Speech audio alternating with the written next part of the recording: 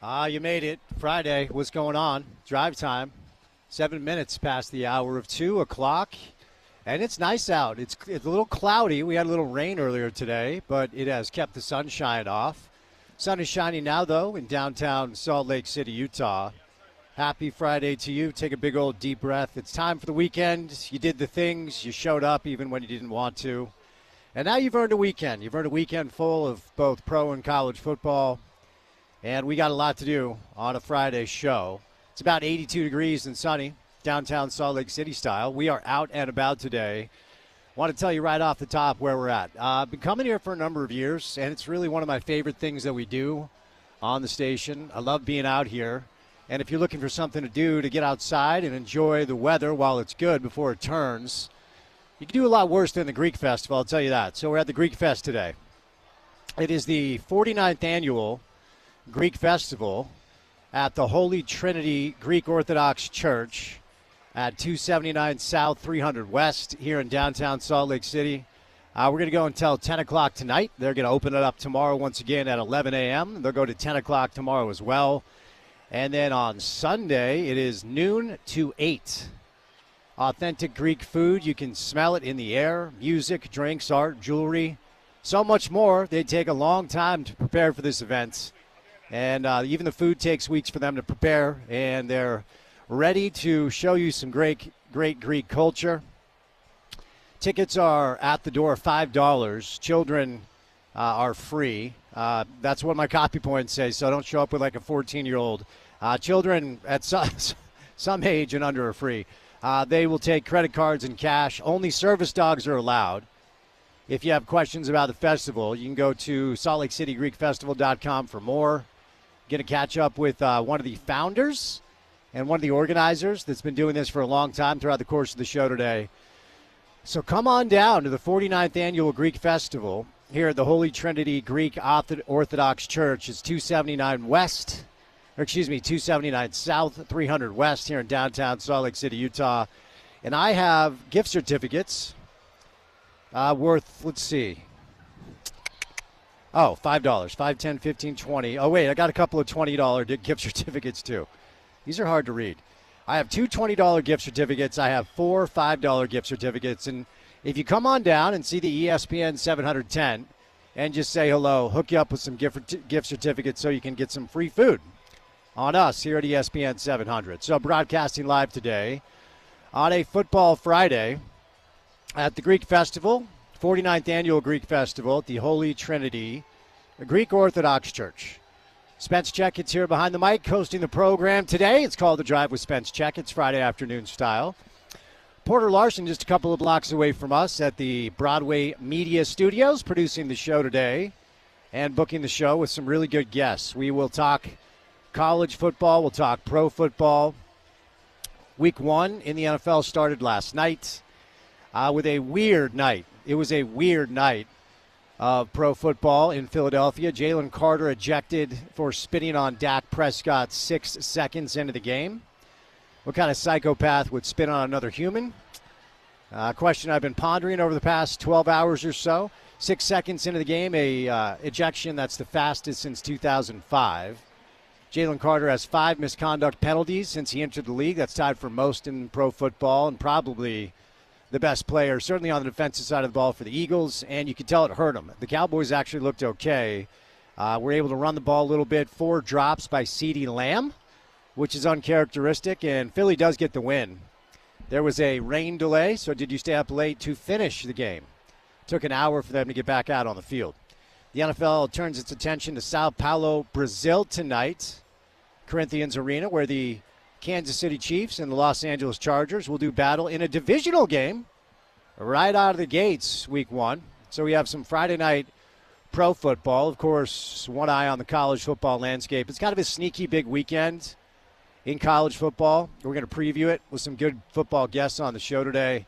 It is a big weekend for the Big 12 Conference. Now, if you listen to the program consistently, first of all, thank you for doing that. Hello, how are you? Second of all, you know that I'm not necessarily a conference shill. I do not believe Utah football will be in the Big 12 Conference in perpetuity. I think there's a different landing spot for the Utes. That's my opinion. But They're in the Big 12 Conference for now, and so far the Big 12 has not performed well with its non-con opportunities, and hopefully that can change. Won't learn much about the Utes, but it'll be a fun celebration of Utah football tomorrow, as the home opener for Utah at Rice-Eccles Stadium will feature Utah and Cal Poly. Kickoff is at 4 o'clock. Set your alarms for high noon, and join my guy Porter and my other guy Trevor Riley for the pregame coverage live at Beer Bar. If you can't make it up to Rice-Eccles, I would highly recommend going to watch the game at Beer Bar. It's a great spot to watch Utah football, BYU football, Jazz basketball, RSL soccer, you name it. So we'll have you taken care of in that direction with our pregame coverage beginning at noon. So a lot to do on the show, mostly football-centric today. There are some other things going on, namely a U.S. Open semifinal between the best, well, potentially the best player of this generation. We'll see what Jannik Sinner has to say. But Carlos Alcaraz and Djokovic right now, Joker and Alcaraz are going on. Alcaraz got the first set 6-4. Djokovic leads the second set 1-0. Second semifinal featuring the number one player in the world. Sinner will start at 5 o'clock. RSL continues their odd late season break. And we'll see if our local soccer team can make the playoffs. The deadest of dead times in the NBA, but this Kawhi Leonard story will not go away. A lot of speculation about what the NBA is going to do with Steve Ballmer and the Clippers as a result of Pablo Torre's investigation into circumventing the salary cap. So one eye on pro basketball if anything comes down, but mostly college and pro football on this Football Friday here on The Drive on ESPN 700, live at the Greek Festival. 49th Annual Greek Festival, Holy Trinity Greek Orthodox Church. Hook you up with some gift certificates that you can turn into some nice Greek food if you like. I can smell the gyros. They've got great desserts, great drinks. A lot of people here under the tent enjoying themselves already. Come on down and join us at the 49th Annual Greek Festival. 279 South, 300 West, right downtown. Beautiful day. Would love to see you on this Friday afternoon. Our first guest will be Robert Johnson, former Utah safety. See what Rojo has to say about Utah's beating of the UCLA Bruins, the beatdown at the Rose Bowl a week ago, and what can we learn about Utah tomorrow against a lesser opponent in Cal Poly. See what Rojo has to say. Excited to chat with Bill Conley today. Bill Conley does the S&P Plus for ESPN, and I use a lot of Bill's work to prep for the show. He's high on the Utes. And he's got a lot of matchups this weekend that he's already previewed. 28 games that could make Week 2 interesting. Bill's latest piece for ESPN, including the border war, the Cy-Hawk rivalry matchup. Missouri and Kansas are going to play for the first time since 2011, so excited to catch up with Bill today. We are high speed ahead to the Ryder Cup and also high speed ahead to a PGA Tour event in our state down at the Black Desert Resort, so we'll bring in Paul Pugmire today. And Smitty will roll by. We'll do a little football with Smitty. I've got a lot of questions I want to ask Smitty today. As a guy that's very familiar with the landscape of sports here along our market. So, Robert Johnson, Bill Conley, Paul Pugmire, Richard Smith, me, Spence Checketts, live at the Greek Festival, downtown Salt Lake City. And just a few blocks away from us, you can probably hear his voice if I listen hard enough, is producer of this program, Porter Larson. Last night was weird, man. Your Cowboys actually look better. A kind of a modernized offensive approach with Brian Schottenheimer, more motion. And, you know, if CD holds on to some of those passes, you might escape Philly with a win. But just a weird night overall. How'd you digest the first game of the pro football season? Yeah, if you can hear me from, 6 blocks away, I'm probably screaming into my pillow because I'm a Cowboys fan, crying at the same time. But, yeah, I mean, what do you expect between a Cowboys-Eagles season opener? It's bound to get weird. And like I told you on the outset yesterday, Cowboys will probably find a weird way to lose. They absolutely did that, but they looked good. I will say, Spence, the roster, maybe could have used like a havoc player on defense, right? Mm-hmm. One of those type players, maybe one piece missing on that roster. I don't know, something ringing a bell, but yeah, I mean, they looked better than I thought they might. But that's a division loss that counts against you. And the Eagles look good, and I think they're going to continue to look good for a good while. So good to see some NFL football, though. No doubt, no doubt. More NFL football tonight in Sao Paulo. Divisional matchup between the Chiefs and the Chargers. All right, our first guest today will be Rojo. Robert Johnson will join us right out of the gates. But before we catch up with Rojo on a Friday afternoon, and happy Friday to you, courtesy of our good friends, your good friends too at Prize Picks, it's time now for your opening tip. Welcome to The Drive with Spence Checketts on Utah's #1 sports talk. Now into the studios of ESPN 700 to set the scene for the show. The opening tip of The Drive is brought to you by Prize Picks. Use the code ESPN700 and run your game with Prize Picks. Well, hopefully you took advantage of the max discount last night. Dak Prescott only had to throw for 1 yard, which he did. Breaking news. For you to win on Prize Picks. Now we move over to another max discount. Prize Picks essentially is allowing you to win during week 1 of the NFL season. And if you have not taken advantage of their offer to you, now's the time to do it. So step number 1 is downloading the Prize Picks app today and using the promo code ESPN700 to get $50 in lineups after you play your first $5 lineup. That's promo code ESPN700 to get $50 in lineups after you play your first $5 lineup. Prize Picks is good to be right. The Sunday night clash between Buffalo and Baltimore. Ravens QB Lamar Jackson has to throw for a single yard for you to win on Prize Picks. 0.5 passing yards for Lamar. It is their max discount after offering you the Dak Prescott discount last night. I utilized it. Won a little cash in my Prize Picks account. You guys should do the same. All right, we are live today at the Greek Festival, downtown Salt Lake City style.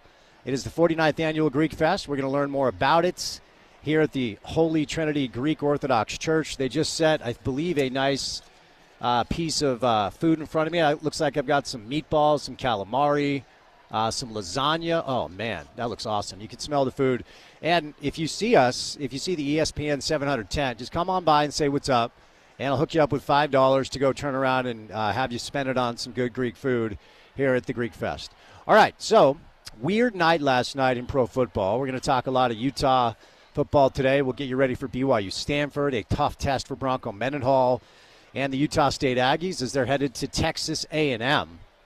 So Robert Johnson will stop by, Bill Conley, Paul Pugmire, Richard Smith. But last night, the NFL returns for a Week 1 tilt between the Cowboys and the Eagles. And I don't know what else to say about it other than it felt like a very weird night in a lot of different ways. I think if you're a Cowboy fan, you actually feel okay about what you saw on offense specifically. Dak was pretty good. Now, his numbers don't blow you away, so if you didn't watch the game and you're just looking at a box score, you're probably wondering what I'm talking about. CeeDee Lamb had 7 catches for 110 yards, but he had 4 drops, 4 big-time chunk play drops. He had 13 targets. Obviously, he will benefit greatly from another talented wideout on the other side of him in George Pickens. There was a lot of attention. Actually, Philly allocated their number 1 cornerback to Pickens, and Dak decided to just go to CeeDee all night. And it worked. It worked. CeeDee just had 4 drops, and if he didn't drop those passes, we could be talking about a Dallas Cowboy win. Javonte Williams, who once upon a time was a really talented back coming out of college, looked pretty good. He had a couple of rushing touchdowns. So if you're the Cowboys, I actually think you come away from that game feeling pretty good because Philly's one of the top 3 teams as far as the Vegas odds go as it pertains to potentially winning the Super Bowl.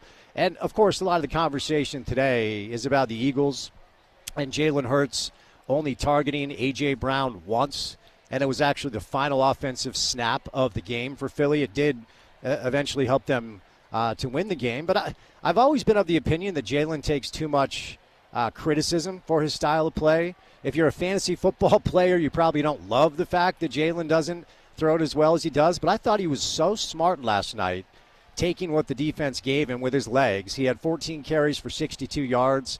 He had a couple of rushing touchdowns to boot, 19 of 23 through the air. He was looking at Dallas Goedert all night. Dallas Goedert had 7 catches. Saquon was good, not great, never fully got off. 18 carries, 60 yards, 3.3 per carry. Did have a touchdown. Had 4 catches out of the backfield. But Dallas did a pretty good job at essentially limiting Saquon Barkley, one of, if not the most dynamic running back in all of the NFL. So good to have pro football back. The big storyline came really before the first offensive snap after the kickoff, where Jalen Carter, a tremendously talented defensive lineman, like one of the most just raw talented, one of the most he's just a raw talent that there are very few defensive linemen in the NFL can match up with as far as his God-given gifts, his strength, and his speed. 6 seconds into the game, Jalen Carter ejected for spitting on Dak Prescott. Now there are videos circulating that indicate Dak may have spit on him first. Now Dak addressed this after the game. He actually just said he had to spit and wasn't spitting in the direction of Philly's defensive line, but that's what the camera caught. And so the conversation surrounding this whole incident was who spit on who first. Wildly childish. Jalen Carter, with all of his talent, is certainly a head case. That's his 5th misconduct penalty since entering the league, which is tied for the most in all of pro football. And you could tell that his ejection hurt Philly. I mean, he really didn't even leave the field last year. He's one of the few defensive linemen in all of the NFL where he essentially plays every single snap. Now, the word is the NFL is looking at a potential suspension. I hope they don't suspend him. I mean, I get it. That's something that really, whether it's football or life in general, you shouldn't do to another person. It's wildly disrespectful. So we'll see if he's suspended. But being ejected 6 seconds into the game essentially is a one-game suspension no matter what. So we'll see what happens. Dallas is able to play a very close game, but Philly gets the win as NFL football is back. After week 1, Thursday night tilt, and now it's Sao Paulo tonight with the Chiefs and the Chargers, which is a divisional matchup. All right, we are live today at the Greek Festival, 49th Annual Greek Festival, here at the Holy Trinity Greek Orthodox Church, 279 South 300 West downtown. And Chris Coombs, one of the organizers, stops by on a Friday. Chris, how are you, man? Doing good, Spence. Glad to be here. Hey, I really appreciate your time. This is one of my favorite things that we do all year, because you guys do such a dynamite job. What's the process that goes into this to make sure you guys are prepared to put on a great show? Yeah, months of work. We start the prep right after the previous festival for the next festival. Okay. And that includes not only the food, that's the marketing, that's the recruitment of vendors. There's just so much that goes into it, and it's all volunteer driven. It's all volunteer-driven. All right, we got to talk about the food. First of all, what did you just plop down in front of me? It looks phenomenal. Yeah, this is just a few items. I could have made a mountain on it if we really tried. So right here we have a Greek lasagna. It's called pasticcio. Okay. There's noodles and meat and all sorts of good spices there. Of course, we have keftedes with tomato sauce. Those are like a meatball. Okay. Here we have the classic calamari. You need it with the lemon, so when you eat it, be sure to have the lemon on it. For sure. Rice pilafi, the lemon rice, and of course domades. So those are just kind of a few of the classic items. It looks phenomenal, and I'm hungry. I do have a dinner tonight, so I'm going to have to pace myself, but during the break I'm going to dig in for sure.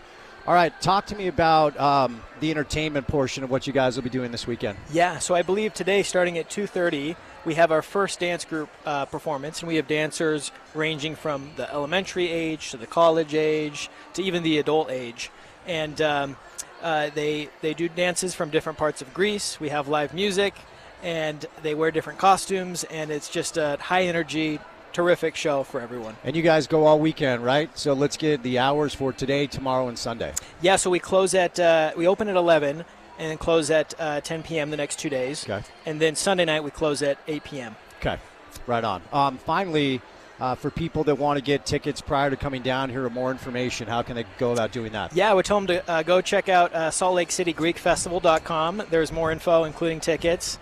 And would just invite everyone to come out and be Greek for a weekend. Love it, man. Hey, well, thanks again for having us out. It's really one of my favorite things. Can't wait to be here. Thanks, Of course, Chris. thank you. All right, that's Chris Coombs. He's one of the organizers. We're going to get to know him really well today throughout the course of the next 4 hours. Truly, we do a lot of things consistently, and I really enjoy every live remote that we do. This is, I might be a little bit biased. It's one of my favorite events that we do. We do it every single year. They're the nicest people, man. The Greek community here, you gotta love them. So come on down, enjoy some Greek culture, enjoy some Greek food and drink. Enjoy the entertainment portion of it, which features some classic Greek dancing. That'll get going in just about 5 minutes. So it is the 49th Annual Greek Festival here at the Holy Trinity Greek Orthodox Church. It's 279 South, 300 West, right downtown Salt Lake City, Utah. We'll go until 10 o'clock tonight. They're going to reopen at 11 o'clock tomorrow and go until 10. And as Chris said, on Sunday it goes 12 until 8. So if you can't make it down today, definitely try to make it down throughout the course of the weekend. And first person that stops by the ESPN 700 tent, first person that stops by the ESPN 700 tent and just says hello, I've got a $5 gift certificate for you that you can turn around and then use it on the food inside, and I can tell you the food looks amazing. All right, we will catch our first break of this Friday afternoon edition of the program. And coming up on the other side, our first guest to preview Utah and Cal Poly and look back on Utah UCLA will be a good friend of the program, former Ute safety and NFL player Robert Johnson will bat leadoff on a Friday afternoon. It's good to have you along for the ride right here on ESPN 700.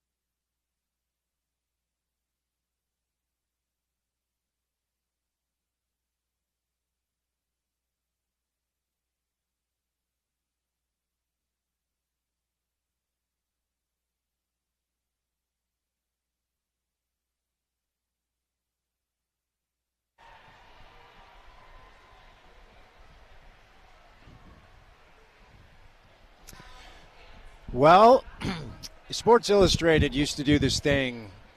For those of you old enough to remember when Sports Illustrated was actually a magazine that was delivered to your house, they had a little subsection called The Sign That the Apocalypse is Upon Us. Well, sportsbetting.ag has now created a new prop bet where you can wager who the next player is that will spit on an opposing player. That's right. As a result of what happened last night, you can now bet on a player to spit on another player. If Sports Illustrated was still around, I would imagine they would say that is a sign that the apocalypse is upon us. Our next guest doesn't strike me as a spitter because he is a gentleman and a good friend of the program and a former excellent player for the University of Utah and in the NFL as well. Robert Johnson. Rojo, happy Friday, my friend. How are you? I'm doing good. How you doing today? I'm good, man. I got to know, throughout the course of your career, have you ever been spit on by another player? I mean, it probably has happened under the pile. You just never know. And then you got to not pay attention enough. But, yeah, for Carter, for the D tackle for the Eagles to do that right in broad day, like in front of everybody, that's a dumb move. Yeah, I mean, you're ejected 6 seconds into the game. I mean, I would imagine if you were one of his teammates, you'd feel entirely let down, would you not? Yeah, I definitely would, 100%. But then I'm definitely not giving him credit of like he did the right thing. But I did see a full clip that Dank Prescott, he spit too, and to me, I don't know what was said between the lines because it's hard to read their mouths. But you know, who knows? Probably Dank was just like, I'm spitting on the Eagles football field because I don't like it. Because that's how big the rivalry is. But then Carter responded with spitting on him, which is spitting in general is bad. It's just a bad look. Yep, no, I'm with you there. All right, Rojo, you and I were able to catch up last week prior to Utah's trip to the Rose Bowl. And I'll tell you what, man, if you're a Ute fan, I don't know that you can ask for much of anything more than what we saw from this young quarterback and the team overall as Utah went down to the Rose Bowl and just smacked UCLA 43-10. What were your takeaways after watching the game? I mean, first, I kind of mentioned this. I was saying that like our offense is super different. It's not what some of us Utah fans has been used to seeing and me playing in some of the systems. It's like this system is made to score. Like this is a video game system. And I was mentioning about how this system is it could be so many like one-play touchdowns if you really wanted to. But I was really happy and just impressed with the way that our quarterback was operating the system. But then on top of that, just seeing that the confidence that we have now as fans is like every time we get the ball on offense, we can score now. It's not let's get into field goal range. Let's hope for the best. It was just an amazing sight to see it and see it live. It was like really cool. Any thoughts on the way Devin and Jason were kind of able to communicate the synergy between the quarterback Devin Dampier and the offensive coordinator Jason Beck? I mean, it has to be so advantageous, Rojo, that these two obviously have a relationship that goes back to their prior stop, and they both end up at Utah together. What did you make of what we saw as far as the communication between the two of them? When you know the system, it makes it easy where you can kind of look at your guy and just know, like, I always use me as an example. Like when I played my first year playing at the University of Utah, I was still learning all my guys. So I was learning Joe Dell, the other safety, and then Bryce McCain, corner, and then Sean Smith. I was still learning them, and then going into my second year, I built a really good relationship where you can kind of look at your guy and you kind of know, like, I know what he's about to do. He knows what I'm about to do. I can see that is the exact same situation where the offensive coordinator is calling the play in, and then Dampier, he knows. It's just like, okay, I know what I need to do with it. And the coach probably even give him permission to even change plays if he wanted to, because I've seen a few times that he came up to the line of scrimmage and seen something that he didn't like, and he was able to change it. But then that's just, just having so many reps together as a coach and a player, you just kind of let them go.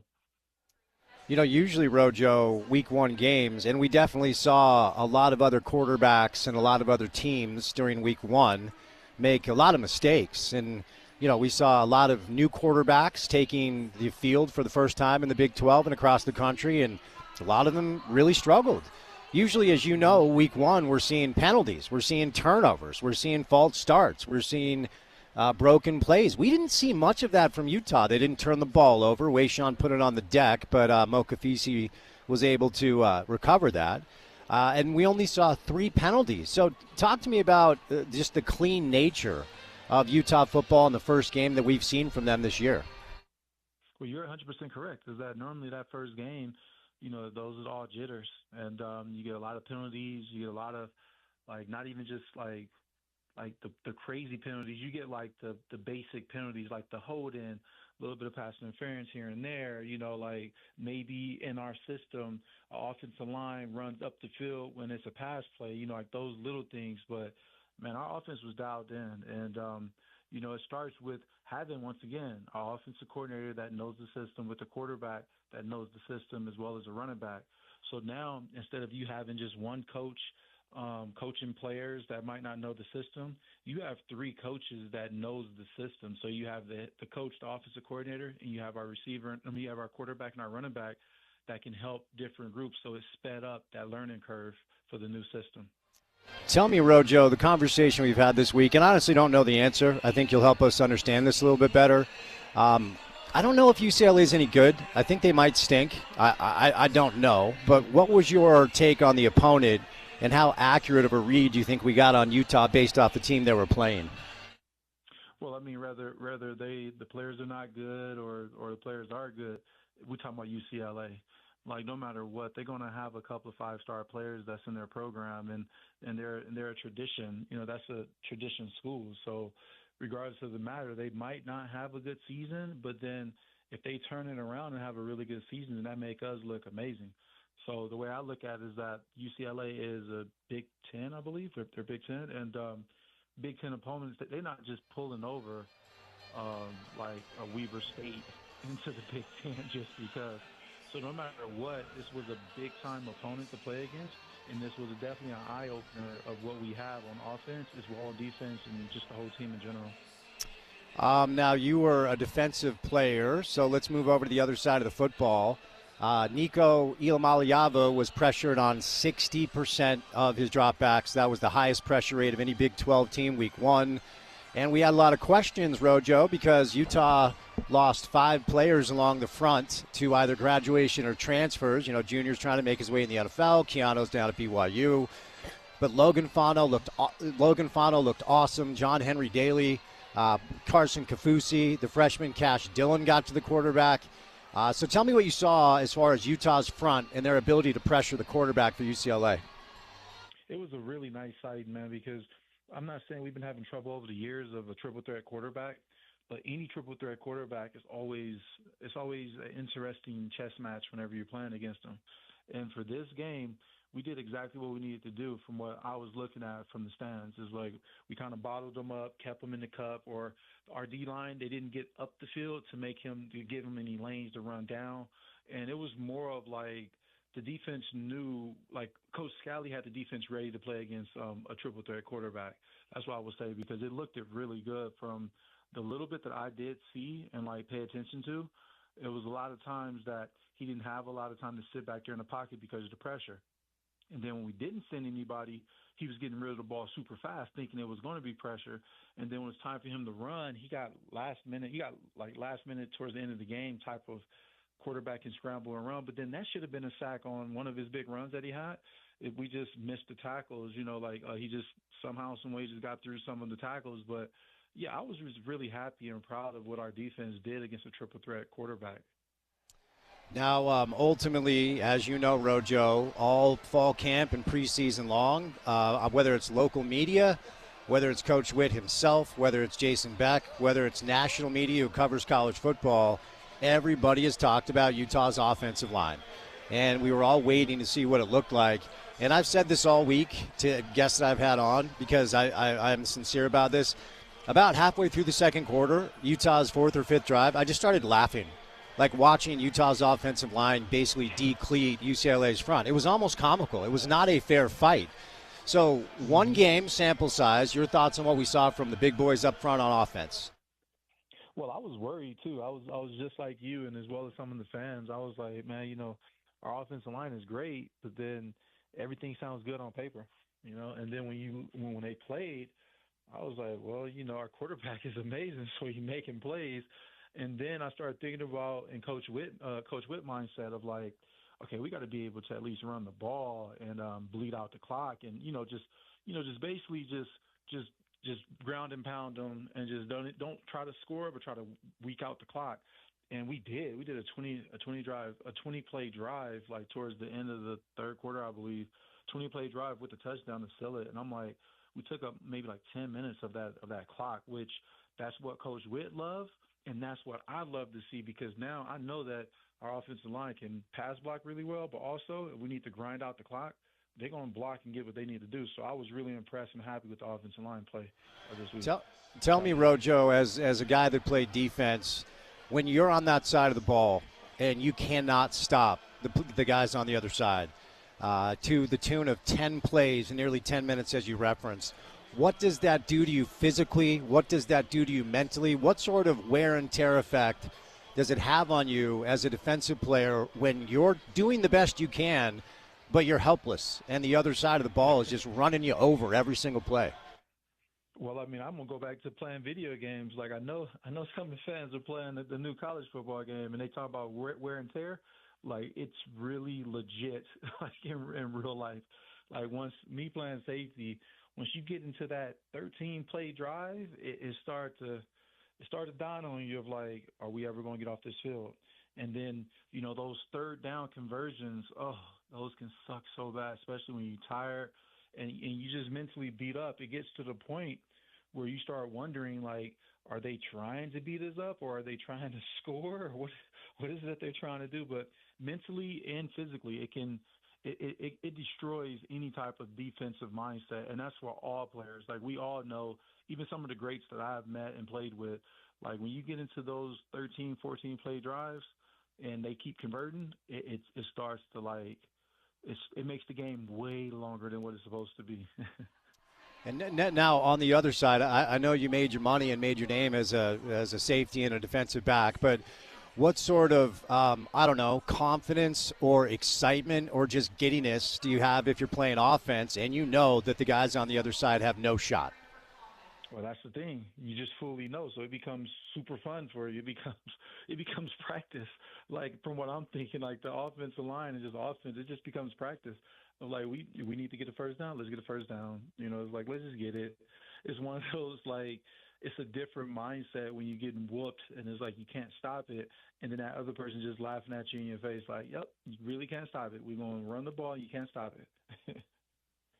Now, I want to go back to Devin for a moment, because we always have this conversation when a player is as dynamic as Devin is, and when a player is as electric with both his arm and his legs, there's this kind of worry that permeates throughout the course of a fan base. And Coach Witt talked about this himself.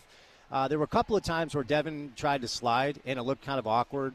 A couple of times where I'm like screaming at the television, like, dude, please get out of bounds. Because Rojo, after that game, we got to keep this kid upright. We got to keep him healthy. I want him on the field all year long, as much as we possibly can.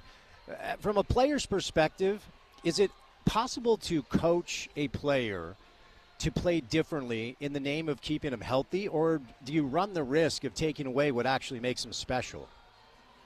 No, yeah, you can coach it. Like, you got to be coachable, and I believe Devin is coachable.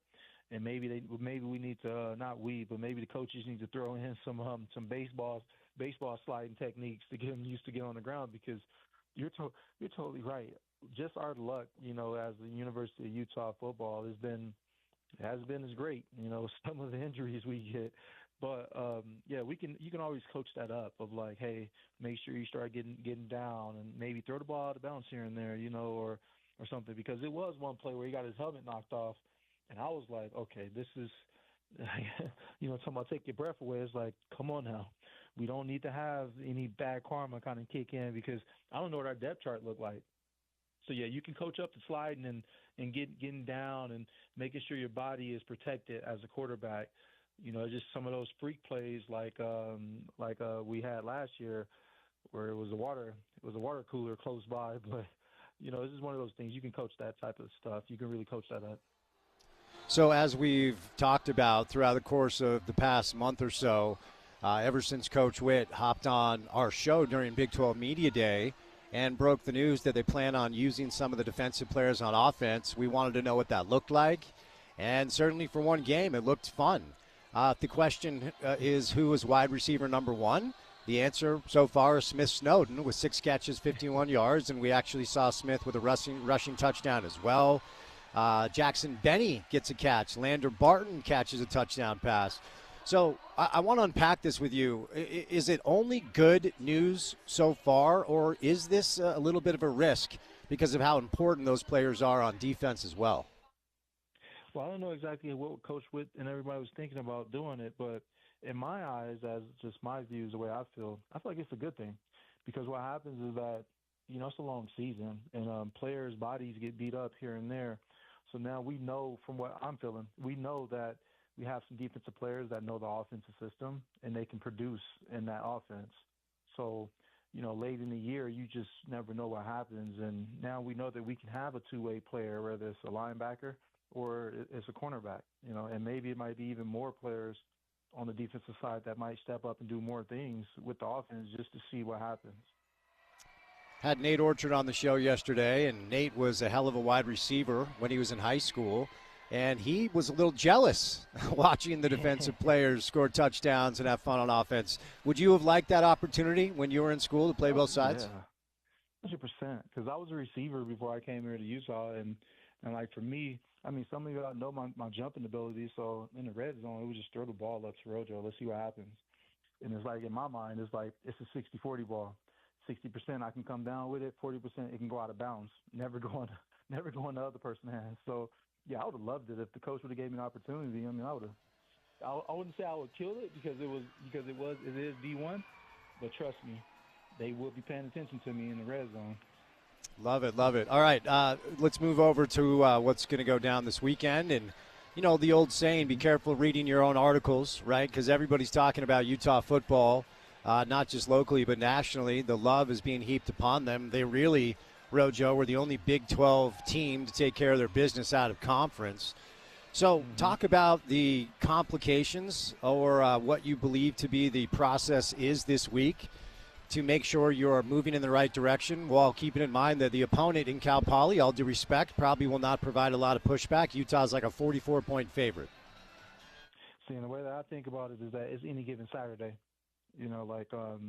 Off days or off games is common in college football, and that one team that might be trash on paper can do something special and things just happen. But what I'm expecting or I'm hoping for this is that we can at least go score 3 touchdowns in the first quarter. Just go up 21 to whatever score, and then let's start looking at our depth.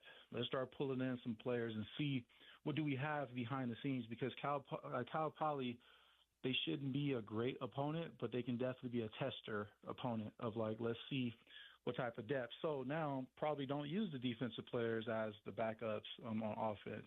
Let's start putting some of these other players in there because it's still early in the game. Still early in the season, so we can still redshirt some of the players, but let's first go up. We need to go up by 3 touchdowns, then start plugging in everybody else just to see if they can learn the system and how does it look, so then you know what you have, because the season is long. All right, Rojo, before I set you loose, tomorrow is a big day for a legend, as we will see Coach Ron McBride inducted into the Ring of Honor. He will be the second inductee after Alex Smith was inducted last year. My question to you as a former Ute and always a Ute and an alum is very simple. What does Ron McBride mean to Utah football? He is Utah football, to be honest. I'm still trying to find tickets to get to the game. Crazy, yeah. I'm trying to find tickets to get to the game. Rojo, come on, dude. You can get tickets. We can get you some tickets. Come on, dude.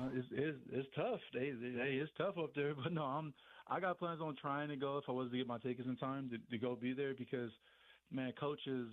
He didn't coach me, but he led the opening for the University of Utah to come pick up not just inner city kids, but pick up a lot of kids that wasn't on the radar for the state. And Coach is amazing. My very first time meeting him, I'm gonna try to make this story short. My very first time meeting him, we was playing against Weber State, I believe, and he was still coaching at Weber State, and it was my first year here at University of Utah, and we had to go do a TV interview, me and him together, and I didn't know him as well. And as soon as he seen me, just like, hey, you Robert Johnson? I'm like, yeah. Shook my hand, gave me a hug, and he just like, hey, so how's the adjustment to Utah? And and to me, that had nothing to do with football. That just was him checking in on me mentally. And I'm like, you're not even my coach, but you asking me about, like, how is it living in Utah? And we had a long conversation. And I just was like, wow, like, if he would have asked me about what was the game plan for that week, I probably would have told him, just because it's coach. And it's definitely Utah football in general. You look at Coach McBride, because he's done a whole lot, and everybody has stories, everybody has connections.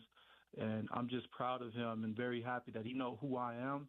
And I wasn't even his player coach, I guess. I wasn't his player in his era, but he just look at all players as like they're amazing people, and you want to know more about them. He take the time to speak. Rojo, you're the man. Let's get you up to the game. If you need help, let us know, and hopefully I'll see you up there, okay? Thanks. It sounds good. All right. The great Robert Johnson, former Utah safety, was on that Sugar Bowl team that beat Bama in 2009, played in the NFL. Utah Cal Poly tomorrow, 4 o'clock. Don't forget, our pregame coverage begins at noon. Porter and Trevor Riley will have you taken care of there. All right, we're live today at the Greek Festival, having a good time down here. It is the 49th annual Greek Festival at the Holy Trinity Greek Orthodox Church, which is 279 South.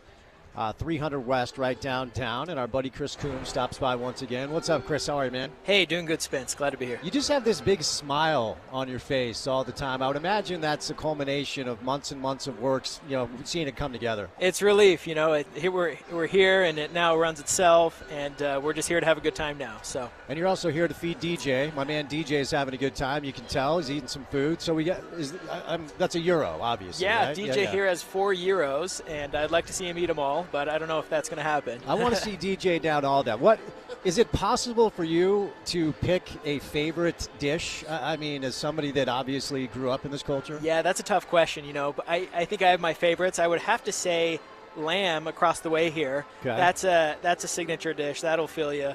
But the gyro too, you can't go wrong with. And honestly, when I was young, the pasticcio I showed you earlier, this Greek lasagna with the noodles and the meat. Yep. That was always my favorite. I'm going to dig into that next. I tried the meatballs. I'm a huge seafood guy, so the calamari has no shot with me. I'll take that down as well. All right.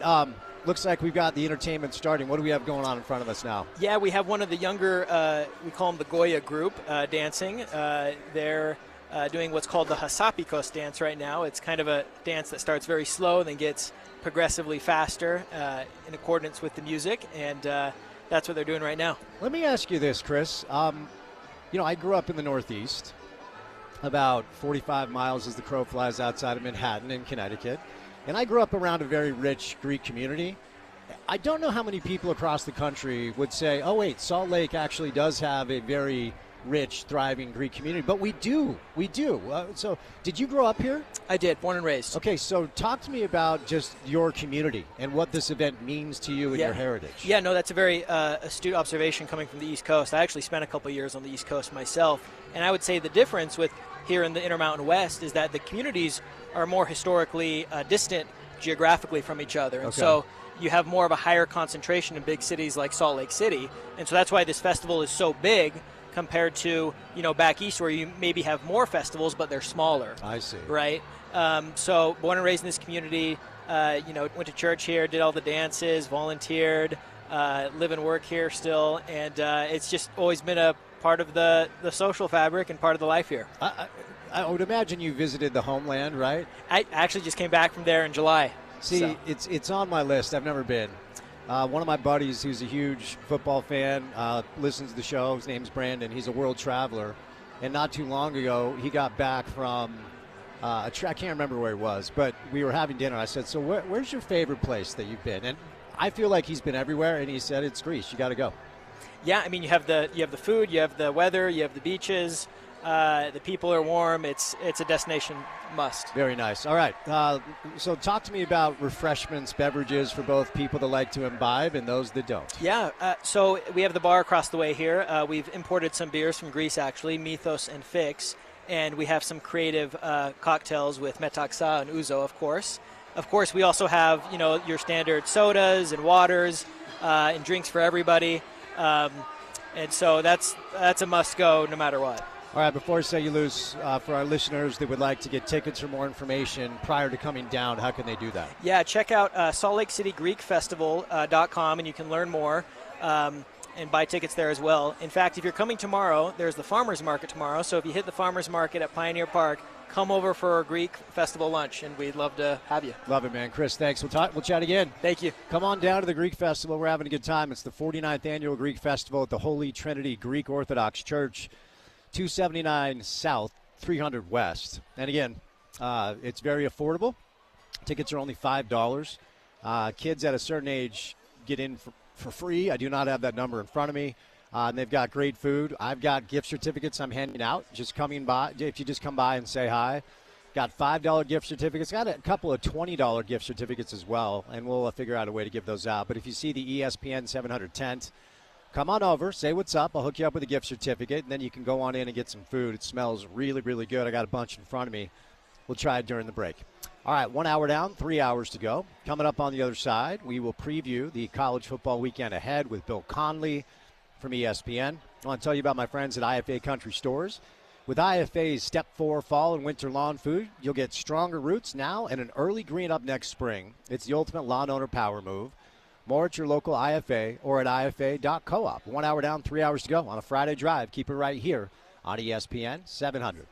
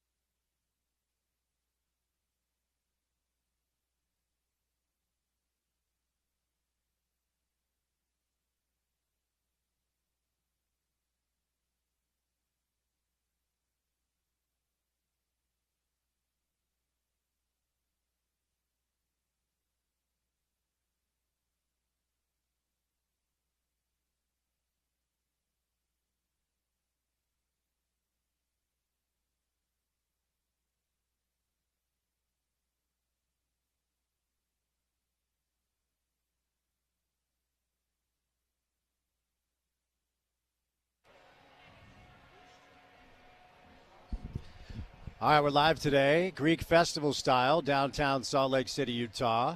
It is the 49th annual Greek Fest at the Holy Trinity Greek Orthodox Church, 279 South, 300 West, right downtown. Come on by and say hi. Tickets are only $5. Your kids get in for free. You can check out the website at saltlakecitygreekfestival.com for more. Game day tomorrow for the Utes. Not sure that we'll learn anything about them as they welcome in Cal Poly, but our next guest is one of my favorites. I use a lot of his stuff for the show. And always credit him, of course. He is the great Bill Conley from ESPN on a Friday. Bill, happy Friday, sir. How are you? I'm pretty good. How about you? I'm good. I appreciate the time. So I do want to talk about forward progress. I want to talk about the book. But before we get there, we are the home of the Utes, Bill. And I guess if you're looking at week one, I'm not sure you could ask for much more. What were your thoughts watching Utah dismantle UCLA? Yeah, I mean, that was I assumed Utah was a comfortably better team than UCLA, but that was still a pretty good statement and a good sign for the offense, obviously. It certainly looked good. It certainly looked like all the moves made sense on paper, but to actually see it in action and see UCLA not do a single thing to stop the efficiency attack was certainly encouraging. So what can we safely say after 1 week, Bill, about Utah football? And obviously, as you reference, I don't have a feel for what UCLA is. I mean, honestly, Bill, leading up to the game, since it was the first game for the team that we're the flagship for, I probably had 20 to 25 guests on the show to talk UCLA. And even their own play-by-play voice and even their own analysts and even their own sideline reporter, when I asked them, what do you know about this team, they all said, we don't know anything. It's a new quarterback. It's two new running backs. It's a brand-new offensive line with 8 new coaches. So I don't know how good UCLA is, but what can we say that we feel like we know about Utah after one game? Well, the things they were good at last year, they were good at on Saturday. That's always a good sign. Mostly defensive related, obviously. But B, they just played a clean game. Like it wasn't necessarily. Obviously, we don't know what the quality level overall is, but we know that Utah didn't make many mistakes, and they came out and really tried to put the game away early. So that was just all. It was just all positive there. There were quite a few positive impressions in the Big 12, honestly, but Utah was certainly one of them.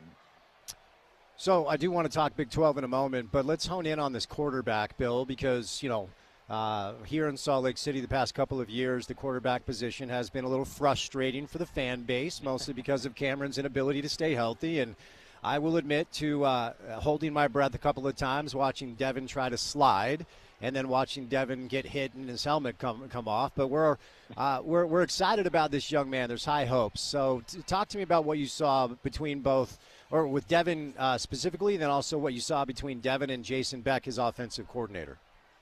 Yeah, kind of knowing what they like to do together before with the New Mexico experience. I thought that was, obviously he's, not the most just wildly amazing passer in the world, but if you can just, do enough damage with your arm to, balance it so you don't have to run 25 times a game, that's kind of the main goal here. And I mean, look, there are a lot of mobile quarterbacks this year that are taking a lot of hits, or going to take a lot of hits, and who gets hurt and when and whatever, that's going to probably define at least the Big 12 and SEC races. So that is certainly part of it. But the fact that he's able to just go in and throw super efficiently, 21 for 25, that was a great sign. I don't really expect him to be like Heisman contender good, but Utah doesn't need a Heisman level offense. They just need kind of a top 40 level offense, and the defense will take it from there. So the other positional group that's received a tremendous amount of attention certainly is the offensive line, with those 2 tackles, and Spencer Fano thought to be one of the best in the country, and Caleb Loma, who's a sophomore, moving in that direction. And Bill, I've said this all week to my guests that I've had on to break down the game. By the time the second quarter rolled around, I was laughing on my couch at how unfair the fight was between Utah's offensive front and UCLA's defensive front. So tell me what you saw from this offensive line and how real you think it is throughout the course of the rest of the season. Yeah, I mean, almost no negative plays whatsoever for the entire game. Something like 11% of snaps were even just including 0-yard gains. It was only 11% of snaps. It was pretty ridiculous. I honestly, if we're trying to critique, there weren't a lot of big plays.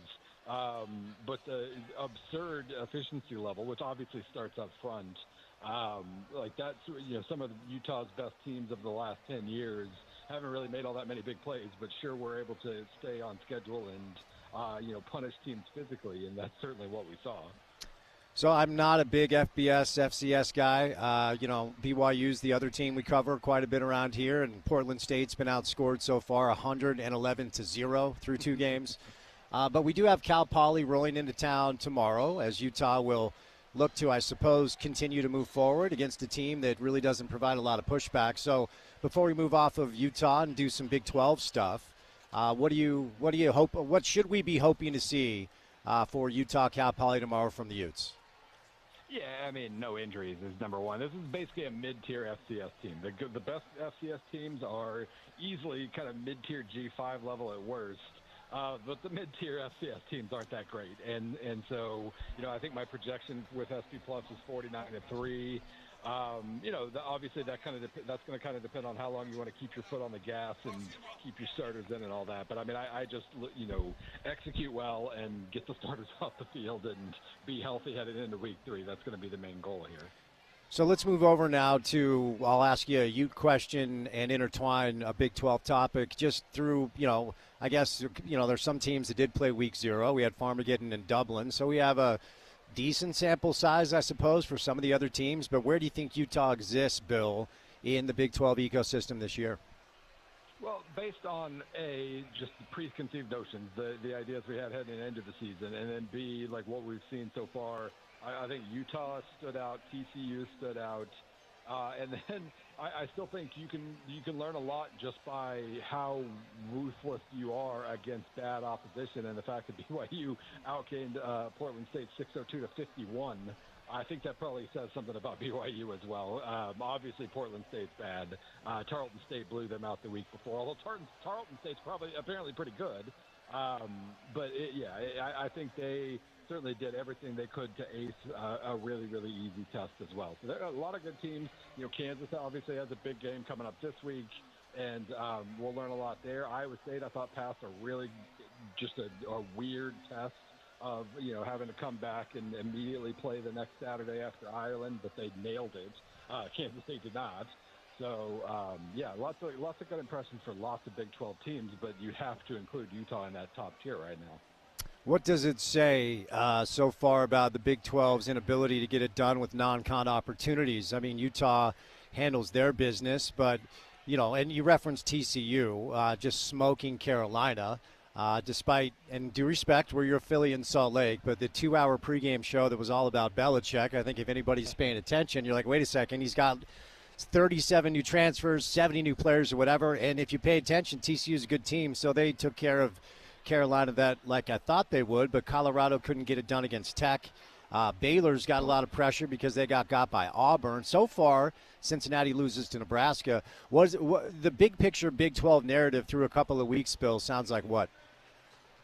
Well, I think, just the fact that you have so many teams, and some of them did pass interesting tests, and we'll have some here in the next couple of weeks. I thought the overall impression was a positive one for the Big 12. Obviously, Baylor, that was a weird game where they looked really, really fast, but just made so many mistakes and got kind of pushed around early into the game. That was kind of disappointing overall. But I think they were underdogs. Colorado was, I think, a slight underdog as well, and that game went down to the wire. So it wasn't all that bad. I honestly, I think who feels the most disappointing or most disappointed right now is Cincinnati, because they had a shot against Nebraska at the end of that game, and that would have been a really good shot in the arm for a program that's looking for a shot in the arm. So that one was pretty disappointing, but obviously they fought well. Let's move over now to Big 12, situations as it pertains to this weekend. BYU, after smoking Portland State, as we talked about, they're going to welcome in Stanford down in Provo. BYU's a healthy favorite. Last time I checked the line, I think it's 19. So Stanford, once upon a time, our old Pac-12 buddy in this weird pivot period with Andrew Luck as the GM and Frank Reich as the interim for 1 year. It feels like BYU once again will roll against a team that, isn't in a great spot. But what are you expecting to see down at LaVell Edwards Stadium coming up tomorrow night?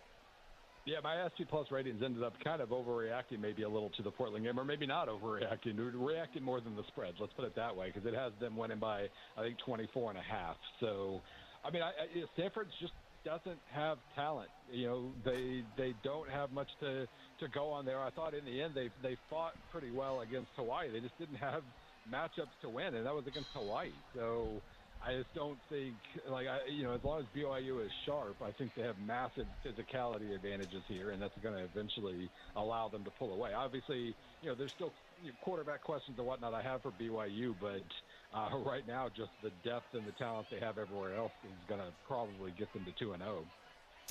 Iowa State is a team that has caught a lot of people's attention so far. They're 27 in your S&P Plus. That's behind Kansas and ahead of BYU. Kansas at 26, BYU at 28. So what are you expecting to see coming up this weekend is Iowa State will host Iowa in Ames, and I don't believe they beat Iowa in Ames in like a decade. So that's a big one, though, right? 10 a.m. on Fox. What are you expecting to see? Yeah, I think it's either 5 or 6 straight that Iowa's won at Iowa State. A very weird series. And, I mean, you watch these games, they're all tense. There's always a costly fumble. It's just a nervous game. And so, the fact that Iowa State, if it's close late, and it probably will be because it's Iowa State, you do have to wonder if they're going to be able to actually make the plays this time. Now, all that said, they've beaten Iowa in Iowa City, and they've already won one close game this year. So I guess I shouldn't, it's not like make or break, and it's not, there's plenty of evidence that they can win a close game, but it is just a strange series. They haven't won at home in a very long time. So we already talked a little bit about Baylor, and they're going to have an opportunity to answer some questions with another non-con situation. They're on the road against a really good SMU team in Dallas. How do you see this one going down? It's another early kick. It'll be at 10 a.m.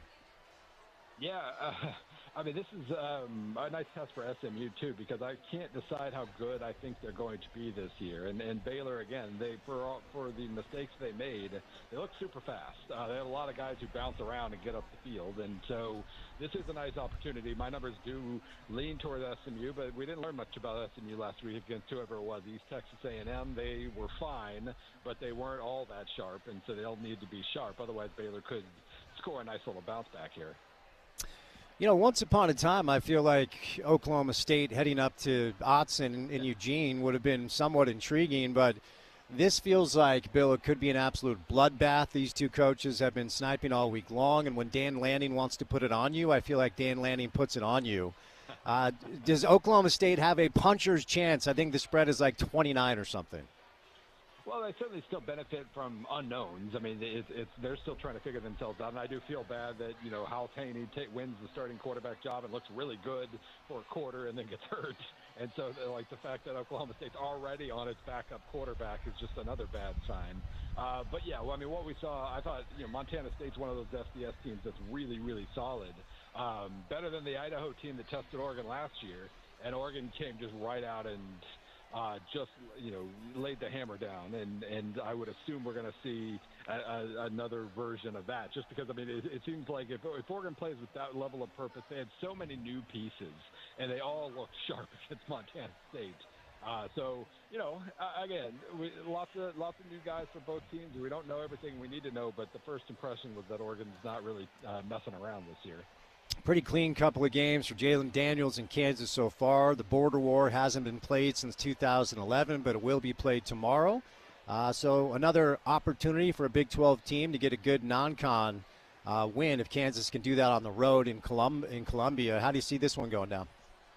Yeah, it's going to be – it's funny with Kansas. The defense, I think, has been better than the offense so far.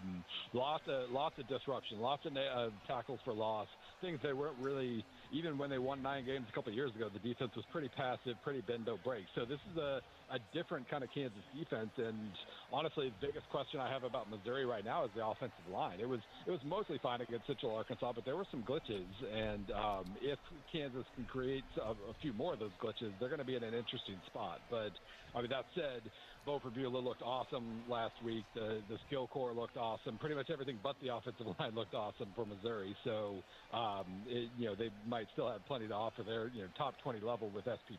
So they are still comfortably, well, not comfortably, but they are still favored. Arizona State, at one point during the preseason, felt like the consensus as far as the pick to win the conference, which they did a year ago.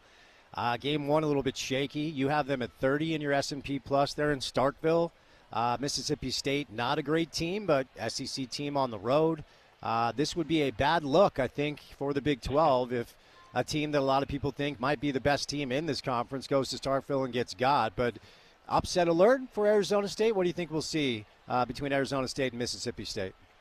Yeah, it's hard to tell because they are one of the teams that didn't look sharp at all against their FCS opponent. I mean, they went up 14-0 very quickly and then just kind of messed around for a little bit. So, but like you never know whether to take that seriously or not, and they do return so much of the team that peaked late last year. So, I watched a lot of Mississippi State Southern Miss. It was closer than it should have been for a little while because of some bad breaks against Mississippi State, and they stayed comfortable, they stayed calm, they ended up putting the game away, so that was a good sign, I guess. But I still, it's a confusing sample, but I'm just going to still assume Arizona State gets it done. It would be a bad look. Now, I mean, down the line, maybe Arizona State has fallen off, and a bunch of other Big 12 teams are awesome, so it doesn't have to end up being a terrible look for the Big 12. But knowing what we know about last year, it would certainly be confusing if they lost. You'll have to forgive my local Salt Lake City Sports Talk Radio black magic here, but I will ask you how you think BYU and Utah stack up against each other this year. Yeah, I mean, that's with BYU in a situation where you lose your quarterback in June. Like, that was really, really, really tricky. And that's why, the fact that they were super sharp to start the year, again, we don't know anything about what we need to know about the quarterback position yet, but that was a really nice sign. But I still think I just trust Utah more. More of last year's team returns. The defense was really, really good last year. And like I said, I loved Dampier and Beck in the New Mexico offense last year, so it made all the sense in the world that they would kind of get a call-up, so to speak. So I think, right now there's just more I trust about Utah. And, again, I reserve the right to change my mind about 13 times this year. Of course, and we all will, Bill, because we don't know anything after just a couple of weeks. I'll sneak in an obligatory Utah State Aggie question as they are on the road to take on A&M. A little Aggie on Aggie action. You have A&M 17th in your S&P Plus. The line is big, as you would expect it to be. But do you think Utah State can at least make this interesting for a while? Yeah, I am curious now about, last week A&M against UTSA, lots of big plays for UTSA, lots of really good rushing for UTSA. So that makes me kind of curious. I think that might be that UTSA is just really good on offense. But this will be a nice little test for A&M. Not that Utah State really ran the ball well last week. It seemed like they threw better than they ran. But, yeah, it'll be – we don't necessarily know that the A&M defense is as good as I thought it was going to be this year, and that might offer Utah State some opportunities. That A&M offense, though, I realize Marcel Reed's probably not the single most high upside quarterback in the SEC, but he's got a high floor, and that run game's really good and physical, so that's probably going to allow them to win pretty comfortably. Got two more for you. I'm curious to hear your thoughts on UCLA UNLV because, of course, we need to see UCLA again to see if they're any good or if Utah just stomped a really bad football team. So what do you think we'll see between these two teams? Well, I will say, if UCLA can't get to 21 or 24 points against UNLV, that's a really, really, really bad sign. What we've seen from UNLV so far, honestly, I could not figure out what I thought about them heading into the year, but what we've seen so far makes some sense when you've got 70 new players, but a lot of talent and athleticism, former star recruits. It would make sense if Dan Mullen has a team with a really good offense and a defense that doesn't know what it's doing right out of the gate. And that seems to be what it is. So this is a good opportunity. UCLA might not be able to stop UNLV enough. I would pick UNLV in this game, but it'll tell us a lot about the UCLA offense, if nothing else. The marquee matchup, last week I think we had 3 games featuring teams in the top 10. The only ranked matchup this week, and there are a lot of good games. I'm not one that just looks at the rankings and says ignore the weekend. But Michigan, Oklahoma, of course, Bryce Underwood just barely turned 18. And Oklahoma, like Utah, has a quarterback and an offensive coordinator that came from the same place. So what do you expect between Michigan and Oklahoma? Yeah, I mean, this is going to be the most loud, hostile environment Bryce Underwood has ever played in those 18 years. And so basically until we see how he responds, nothing else really matters in this game, I think. I mean, Michigan's defense, I think, is still going to be really good. If Underwood could just avoid killer mistakes and they're just punting and they can kind of turn it into a field position game, then I think that's something Michigan could win. We don't know that OU's offensive line is particularly improved over last year's yet, and it was horrible last year. So, maybe that ends up mattering, but until we see that Underwood, even the star recruits, Caleb Williams, Bo Nix, guys like that had awful road performances against good defenses early as true freshmen. We'll see. Underwood might be amazing, but he still might stink on Saturday night just because it's his first opportunity like this. All right, Bill, before I set you loose, I've been blabbing into a microphone for 20 years now and oftentimes talk a lot about college football because we are a college football market and a college football state. And I'm not sure if you've heard, but the sport has changed a little bit over the past few years as we all try to keep track of the changes and anticipate what's next. You've written a book about it, The Definitive Guide to the Future of College Football, called Forward Progress. Tell me the origin story, when you decided to do this and what this process is like and what our listeners can expect when they read it. Well, I like thinking that I kind of know where things should go as a whole. I've always kind of had just a perspective. I tried to keep an interesting perspective in that regard. And with everything that has changed over these last 5 years or so, I just sort of realized I was reacting to things. I didn't have that idea anymore of where I thought, we're just reacting to one thing and then another and then another. So I thought it was a worthwhile exercise to basically walk back through, the impact and history of conference realignment and the sports relationship with television and arguing about a playoff and paying players and why isn't anybody actually in charge and all those different things. Kind of just wrote an essay on each one and tried to step back and figure out exactly what we could learn from everything so we can kind of maybe figure out what is happening moving forward, or at least what should happen moving forward. We know what's happening right now, and that's two conferences hoarding all the money. But, I tried to spin things forward a little bit and try to come up with some interesting ideas. What's the best place, Bill, for our listeners to go get the book? Well, it sounds like if you're selling a book in 2025, you just have to rig the Amazon algorithm in your favor. So Amazon.com is just fine. You want to go find it in a physical bookstore, it should be there, but Amazon's good. Bill, thank you, sir, for the time. I am a huge fan of your work. As I said, I use it every day for my show prep, so thank you for that. Enjoy the games this weekend, and we'd love to get you back on soon, okay? All right, sounds good. All right, Bill Conley. One of the best college football writers in the country. S&P Plus on ESPN is a daily stop for me. He has Utah as the 17th ranked team in the country. After one game, we'll see what he has to say if Utah handles their business, which they should tomorrow against Cal Poly. All right, we are live today at the Greek Festival, the 49th annual Greek Festival here at the Holy Trinity Greek Orthodox Church. 279 South, 300 West, right downtown. And my guy Chris Coombs stops by once again. What's going on, Chris? Hey, Spence. Good to be back. You a sports fan at all? I dabble. Dabble? Yeah. What's your favorite? I mean, I was in the Mus at the U. Okay. Done tennis and golf and swimming, and I basically done everything at some point except football. You swing a golf club? Yeah. Oh, boy. You good? Yeah. I can drive it. What's the index? I don't keep handicap. Chris, come on, man. I know I should, but sometimes I think that could be the secret too, because you don't think about it. You're just, you're relaxed. That's fair enough. Fair enough. I think last year RSL outside back Alex Katranis rolled through the Greek Fest, if I remember correctly. We've had some celebrities over the years. Okay. That sounds right. Yeah, Alex is Greek and good player. I think when I was here last year, Alex was here. So anyway. We're not here to talk about sports. We're here to talk about the Greek Festival. Let's start with the food because obviously that's a big part of Greek culture. Tell our listeners what you guys have as far as serving food today. Yeah, so a lot of people like the loukoumades over here to the right. We haven't talked about those yet today. Those are kind of these honey donuts. They're super good. They're like a dessert.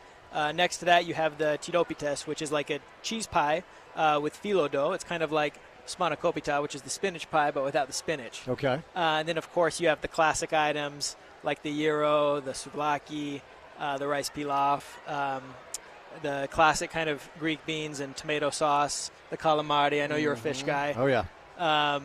So just kind of run of the mill. We have over a dozen items. I asked you this earlier, but I want to go a little bit deeper because I find it fascinating as far as the process and the planning that goes into something like this.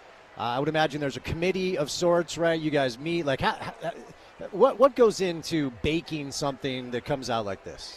Yeah, we're a local historic community here, so we don't really buy anything outside of it. It's all made here in this facility we have. We have this massive warehouse, and it's our own people that start, and we designate chairmen, like, this person's responsible for, this food item, this person's responsible for this dessert, and then they in turn go out and recruit volunteers, and they, meet their own deadlines, and it all just beautifully comes together. Well, you guys do a heck of a job, certainly, and it's just everyone's smiling. Everyone's having a good time. All right, let's talk entertainment. We saw the kiddos dancing. What do we have coming up next? Yeah, we got the older group coming up any minute right now, and then right after them, we have the kind of college, semi-professional age group dancing at 4:30, and they're always a treat. People really enjoy them.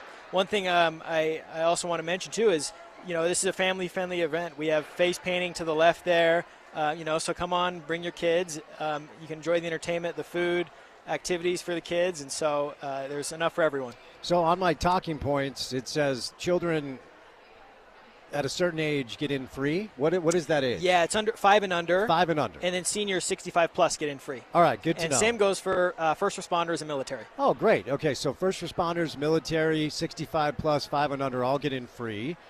Finally, for folks that would like to get more information or get tickets before they come down here, Chris, where do they go? Yeah, check us out at saltlakecitygreekfestival.com. You could also go to our social channels, which are just Salt Lake Greek Festival, and you can find all the information you want there, including ticket sales, and we hope to see you down. Chris, my man, thanks for stopping by.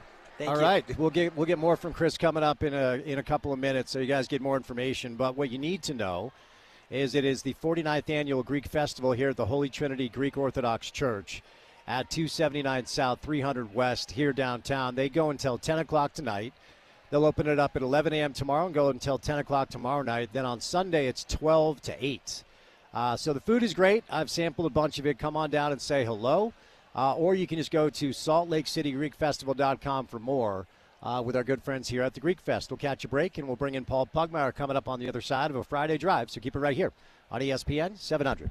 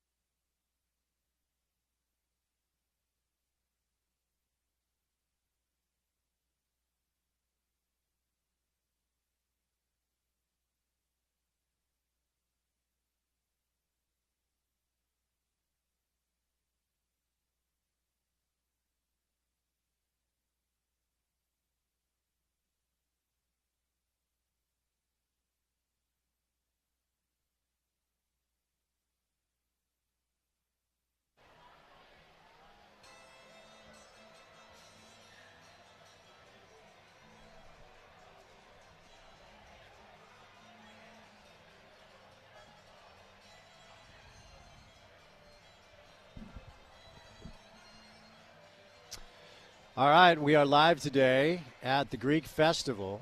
It is the 49th annual Greek Festival, right downtown at the Holy Trinity Greek Orthodox Church at 279 South 300 West. It is a beautiful day. It was raining a little bit earlier this morning with some cloud covers, but the sun is out. It's about 80 degrees. You could do a lot worse than coming down here, man. Bring the family. It's a family-friendly event. Kids 5 and under get in free, and then folks 65 and over get in free. First responders and military, you also get in free here at the 49th annual Greek Festival at the Holy Trinity Greek Orthodox Church. Having a good time at 279 South 300 West, right downtown. We'll get back to football. Everybody take a big, deep breath. It's okay. We are going to take a little break, though, and talk a little golf. And welcome in our guy, Paul Pugmire, on a Friday afternoon. Paul, happy Friday, sir. How are you? Great. How are you doing? I'm good. I'm good. Should I care about the Irish Open? Tell me about this. Yes, you should. A Okay. couple of reasons. It's a national championship of some prominence, and those have always been important, but they are becoming more so. And as we briefly discussed, Rory McIlroy has started building his entire annual schedule around national championships. And so they just are taking on a more important role in the game. But this year in particular, it is a bit of a warm-up for the Ryder Cup.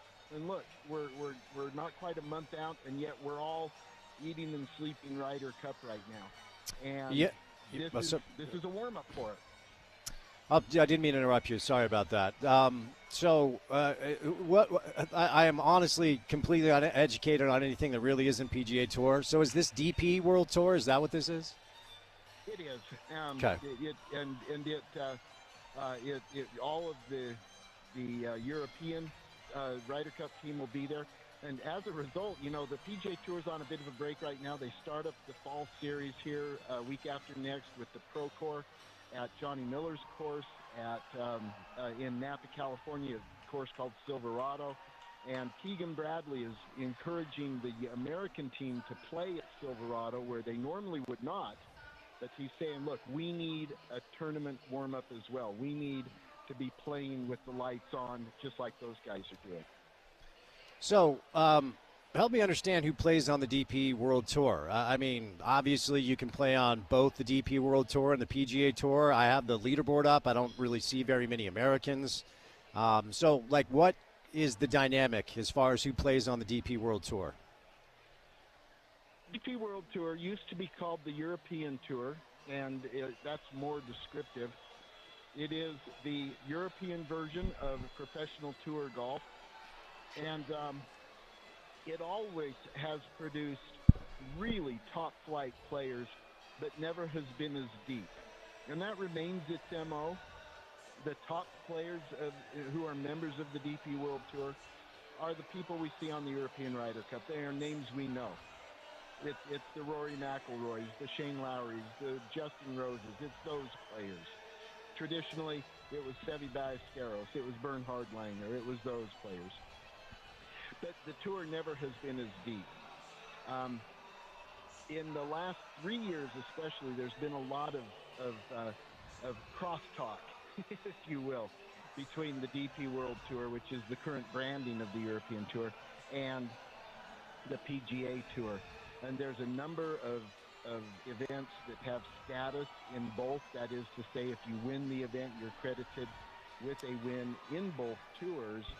And there's more ability for DP World players to get PGA Tour status and vice versa. There are a couple of players in particular who take advantage of playing on the European Tour from America. Even before he went to live, Patrick Reed was very active on the European Tour and actually was finished in their top 10 one year. While playing a full schedule on the American Tour as well. So you referenced the fall series. We're 5 days away from the Pro Core Championship, as you referenced. So who are we expecting to see? And do you think the players on the Ryder Cup team will take the advice their captain is dispensing? I cannot wait to see if they do. The entry will close this evening at, I think at 5 o'clock Eastern time, so I guess we're there. Anyway, normally the fall series is players who finish between 50 in the FedEx Cup and 150, and it's used to determine status for the next year for those players who are not already credited with being in the top 50 for next year. And so you see some really top-notch players, because there's some great players who fall just outside the 150, and in particular this year, that means Tony Finau for us. He finished the year, I think, 61, right around there. And so he has an opportunity in the fall series to play his way into a status between 50 and 60 that would give him entree into some of the special events, some of the elevated events on the PGA Tour. Whether Tony chooses to do that or not is entirely up to him. He's got rock-solid tour status. He's got a job next year. He's got a place to play. But it will be interesting to see. And then as noted, in particular this year, Captain Bradley is encouraging the Ryder Cup players who normally would not go to a fall series event to go tee it up at the Pro Course. I hope they do. I think it just makes everything more interesting. All right, since you and I last spoke, Luke Donald announced his captain's picks, and Paul, I think he nailed it. Like, this is a dangerous group. Every one of the names that we talked about as potential picks, that's who we landed on. So Shane Lowry, John Rahm, Sepp Straka, Victor Hovland, Ludwig Oberg, and Matt Fitzpatrick. Like, that is a murderer's row. And when you combine it with Tyrrell Hatton, Rasmus Højgaard, Justin Rose, Tommy Fleetwood, Bob McIntyre, and, of course, Rory himself, that's a tough team, isn't it, Paul? Yeah, they are so good. Look, the Ryder Cup this year is on American soil. Not only that, it's at Bethpage Black, a monster course in the New York market. And Spencer, you know as much about the New York market as anybody. This will be a home court advantage. Now, having said that, the European team is so good, and it will take everything that the Americans have to win this cup. And they're simply going to have to bring their A game, and they're not going to have a minute hiccup in order to get through it. This is a great team. I love the captain's picks. I agree with you completely. Donald nailed it.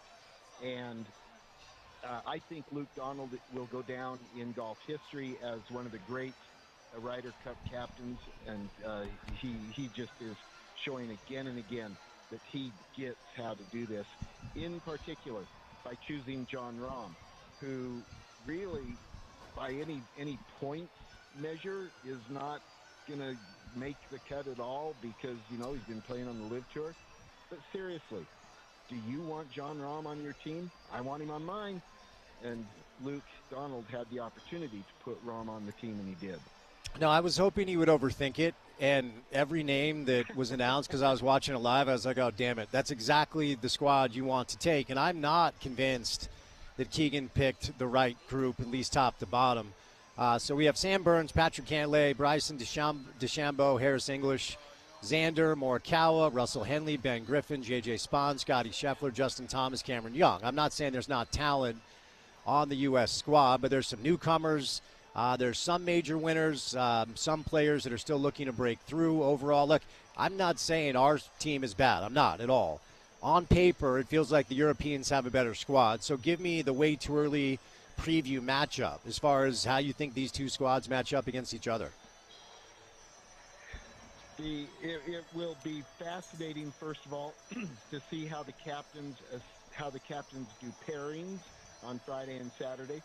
Who they pair with whom for the 4-ball, for the alternate shot.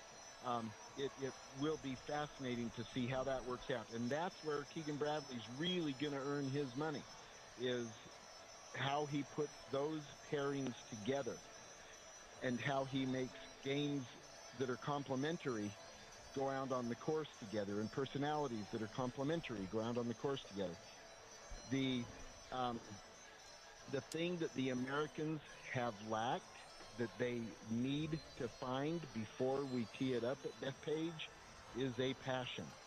And I don't know if they have that yet. A passion for each other as teammates, a passion for the red, white, and blue, for representing this nation, a passion for winning the Ryder Cup.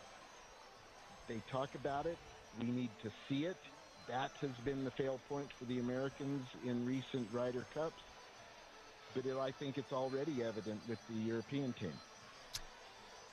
Well, before I ask you this next question, Brandel Chambly is like a perfect media member because it feels like a lot of people like and respect him, and it feels like a lot of people want to run him off the Golf Channel and can't stand him. Like Gordon Monson a number of years ago, before we ever started our show, we had a meeting, and he imparted the Gordon Monson Godfather wisdom upon me. He said, we want to fracture our audience.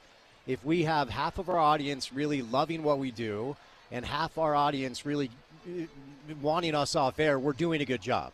Okay, and I'd never really heard it articulated that way, and so that's why when it comes to somebody like Brandel, I feel like he's good at what he does. Before I ask you the question, do you find yourself agreeing with him, disagreeing with him when you listen to his analysis? Almost always agree. Okay. And look, the thing that set Brandel Chambly apart, and he actually changed golf journalism because he insisted on data. Chambly did more research, more preparation, and had more data going into his analysis and going into his shows than anybody before him or anybody since. There have been people try to catch up with him, and a few have accomplished that in many ways. But Chambly remains the godfather of data-driven analysis in golf reporting. And his stuff is simply unimpeachable. I really deeply admire him and how he goes about his work and how he is able to ask the right question, find the right answer in the data, and present analysis that absolutely makes sense. Okay, that's good context there. This is not data-driven, but here's what he had to say, because I was watching the reaction after both teams were announced, and he said, quote, I've got to admit, when I was watching it live, the U.S. players looked like they were all in hostage videos, every one of them. They looked sad like their dog had just died. The Europeans, they had the benefit of probably seeing all the posts live and were like, we're going to do the opposite view. People roll their eyes when you say this, but it's demonstrably true that the Europeans are more passionate about the Ryder Cup. It's not to say the U.S. doesn't want it, but the Europeans want it more. And his whole premise was, you know, the Europeans are playing for free, and Sergio Garcia, when he was left off the team, withdrew from the Irish Open, and so Brandel's assertion is Sergio Garcia not only was willing to play for free, but he's sacrificing money to pay money to actually be on the team. Well, the U.S. team will be paid $500,000 each, with $300,000 going to the sum, or $300,000 going to charity. And then there was the whole, you know, can't lay, won't wear the hat thing. And so there is a chasm, a dichotomy here where the Europeans appear to be more willing to do this without being paid, and the Americans might be coming across as kind of petulant children. Do you think there's merit here? There certainly is a history of that, and you know the question is how much of it remains today. We don't know that yet, but it shows up. I thought it showed up in Italy at the last Ryder Cup. I thought the Americans were flat. I also thought that we've talked about how the home team gets to set up the course. And the American team took people whose driver game didn't fit the course there at Marco Simone, and it hurt the team in that way as well.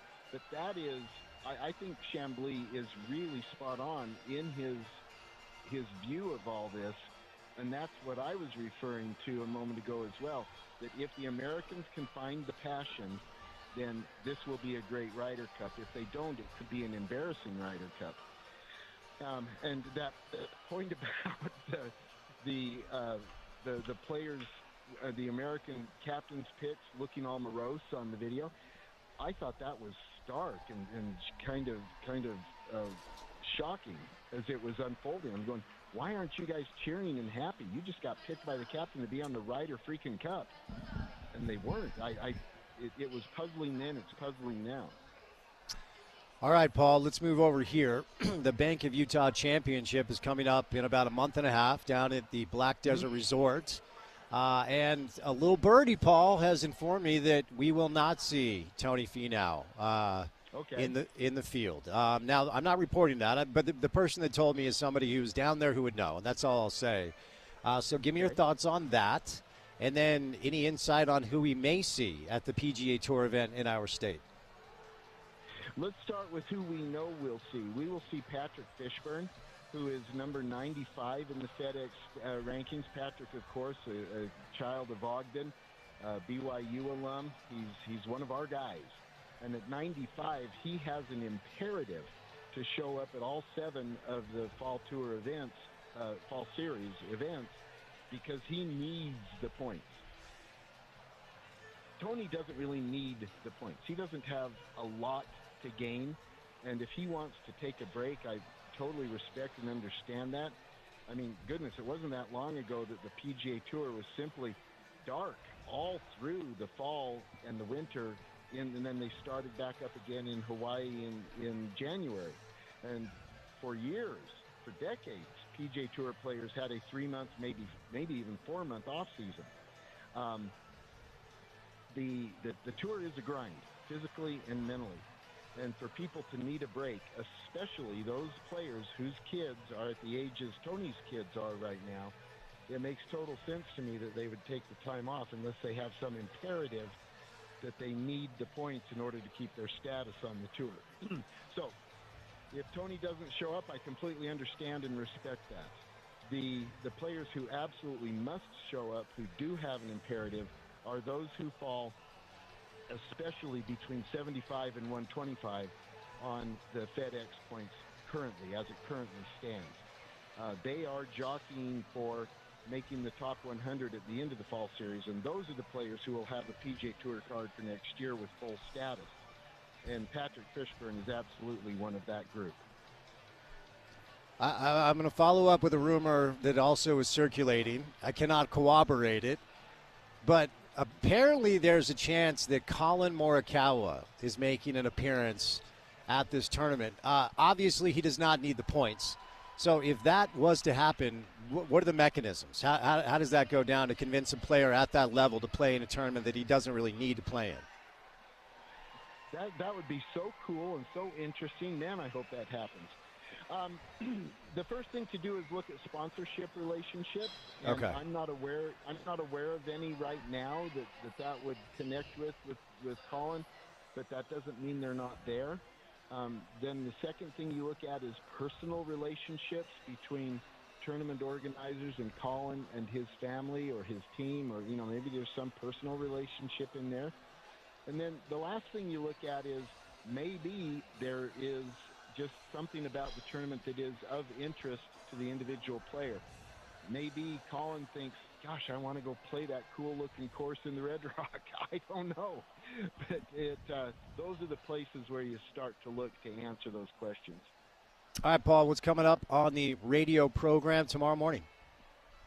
Well, since we're talking a little Ryder Cup and the whole captaincy questions have been pretty paramount, we're going to talk with Mike Weir, who is one of the few people on the planet who knows what it's like to be the captain of one of these events.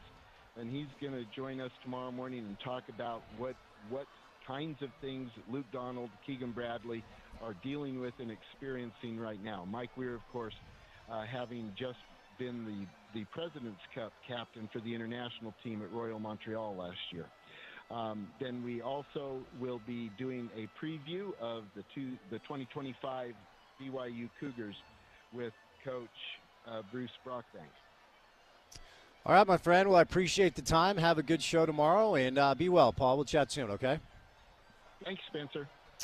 All right, we'll catch a break. Want to let you know that we are live today at the 49th Annual Greek Festival here at the Holy Trinity Greek Orthodox Church. which is 279 South, 300 West, right downtown. The food is awesome. I've been able to sample a bunch of it. They've got drinks if you enjoy imbibing with alcohol. They've got soda, water, whatever you want if you're not a drinker. Kids 5 and under get in free. Folks 65 and over get in free. First responders, military, you also get in free as well. It's an awesome event. It's one of my favorite things we do on the station every single year. I think this is my 4th straight year being down here. They'll go until 10 o'clock tonight, and then they'll open back up at 11 a.m. and go until 10. And then on Sunday, it's 12 until 8. So come on by and say hello. And there's a celebrity sighting as Richard Smith is here. And Smitty will join us coming up on the other side. It's been too long, so keep it here on ESPN 700.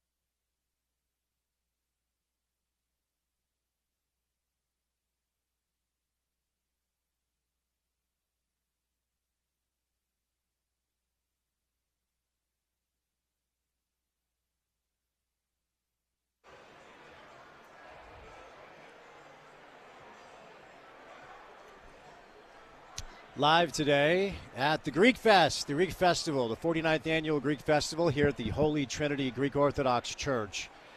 It's 279 South, 300 West, right downtown. The food is awesome. I have been able to sample quite a bit of it.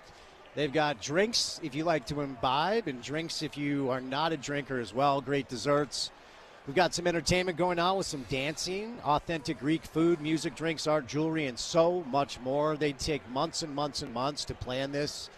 And I've been coming here for years. It's one of my favorite things we do.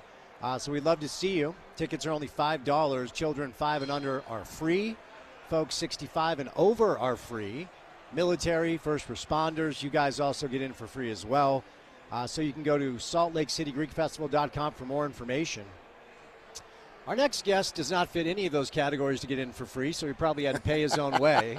It is great to see you, Richard Smith. Smitty, how are you, man? Spence, I'm doing great, except you're exactly right. I got to the front door, and they said 65 and over are free. I said, that's me.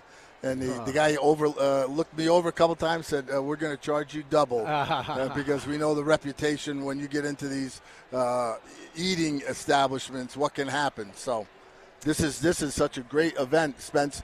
I've been coming to this thing for over 30 years. Nice. And I can remember when it was just held in the church next door and how small it was and what they were growing at that time. And this thing now that they've taken over the whole block and the parking lot next to the church on 300 West between 2nd South and 300 South, this is such a great event, and the Greek community do such a great job of coming together and working and to make this something that is, I believe I read, and correct me if you know this differently, I think this is the largest Greek festival of its kind west of the Mississippi. That sounds right. I think. Yeah, that sounds right. I mean, we've had Chris Coombs on throughout the day, who's one of the founders and organizers. And he was saying people come to this from all over the region. It's not just like a Salt Lake thing. We'll get people from Denver. We'll get people from Idaho. And you and I are Northeast guys, and where I grew up, there was a very large Greek population and community. I don't know how many people know that in Salt Lake City, Utah, we actually have a very thriving and growing and large Greek community. Yeah, and they've always been active in the community. They've always been active in the sports community. Yep. And just think of it. I mean, how big this thing is. When you think, well, if that's true, this is the biggest, if not one of the biggest, west of the Mississippi. You're talking about San Francisco and L.A. and Seattle, whatever. But here in Salt Lake City, they all come together and they put this thing on every year in early September. And what a great event for the entire Salt Lake City community. Yeah, indeed. So we would love to see you guys. Come on down and say hello here at the Greek Festival, 49th Annual, right downtown. Come on by and say hi. I've got some gift certificates. If you want to come meet Smitty and say hi, I'll hook you up with $20, and you can turn around and go spend the money on some of the great Greek food that they have here at the Greek Festival. All right, Smitty, Utah football season, and week one just looked amazing. But I wanted to get your perspective on one thing right out of the gates, and then we'll kind of bounce around and do a bunch of other things. Tomorrow, Cal Poly is in town. Utah will win by 1 million. Just get healthy, get the starters on ice, and do your thing. But at halftime, Ron McBride is being inducted into the Ring of Honor. He will be the second inductee, as Alex Smith last year was the first. Who doesn't love Coach Mack, right? If you don't like Ron McBride, it's a you problem. Mm-hmm. I know you've been able to get to know him well over the years. What do you think Ron McBride means to both Utah football and the community? Well, for me, Spence, there's a lot of levels to that. Not the least, of course, is the competitive level that he brought. He brought the University of Utah football program to at a time when BYU was running the show, and Lavelle Edwards had it rolling in the late 70s, all through the 80s. Ron McBride came in and took over, and he just elevated the program with not only being able to get talent and being able to have a philosophy on the field that worked, but his enthusiasm for the job. And I really think a big part of it, my own individual opinion, is that he forged a true and honest relationship and friendship with Lavelle Edwards at a time when everybody was just not wanting to knock heads with the other guys and say, we're better, no, we're better, whatever, we're going to show you, whatever.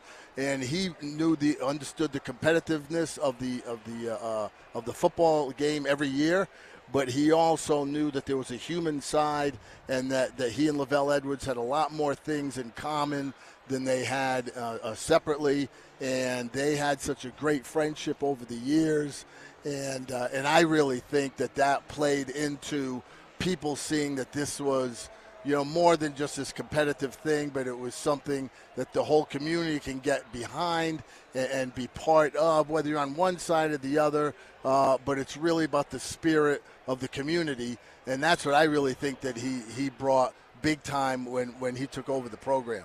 It's interesting with the Lavelle-Mack relationship, and some good points there, because it kind of went away for a while, and I've never heard either Bronco or Coach Witt say this out loud. It just felt very obvious that they weren't friends. It felt very obvious they didn't have any interest in being friends. It just felt very obvious they weren't necessarily interested in anything other than competing. And, if you're going to be a high-level coach or a player, you got to be a competitor. But now with Kalani and Witt, it feels a little bit Mack and Mack and Lavelle-ish, doesn't it? Yeah, and I'm sure a large part of it is because they work together. They were players at the collegiate level. They know each other well. They worked on staff together, obviously, at the U. And they're both good people, when you get right down to it. Urban Meyer had a lot of success. Urban Meyer is a national championship coach, all that. Okay, that he did that. I've never been a big Urban Meyer guy because I always interpreted him as just being all about football, 100%. That's it. Don't talk to me about anything else. This what I've always thought, Spence, was this silly thing about the school down south and never saying the letters BYU. Mm-hmm. I always thought that, come on, now we're in junior high school, the team down south, and never mentioning BYU. Kalani Sitake comes across as a real good human being to me. Kyle Whittingham, we know what his personality is. We know what he stands for, not just within the program and University of Utah Athletics, but also what he means in the community. And those guys are friends. Those guys respect each other. They respect what each other does. Now they're in the same conference. Now they're butting heads a little bit more for recruits, to keep the level of the program up where they aspire their programs to be.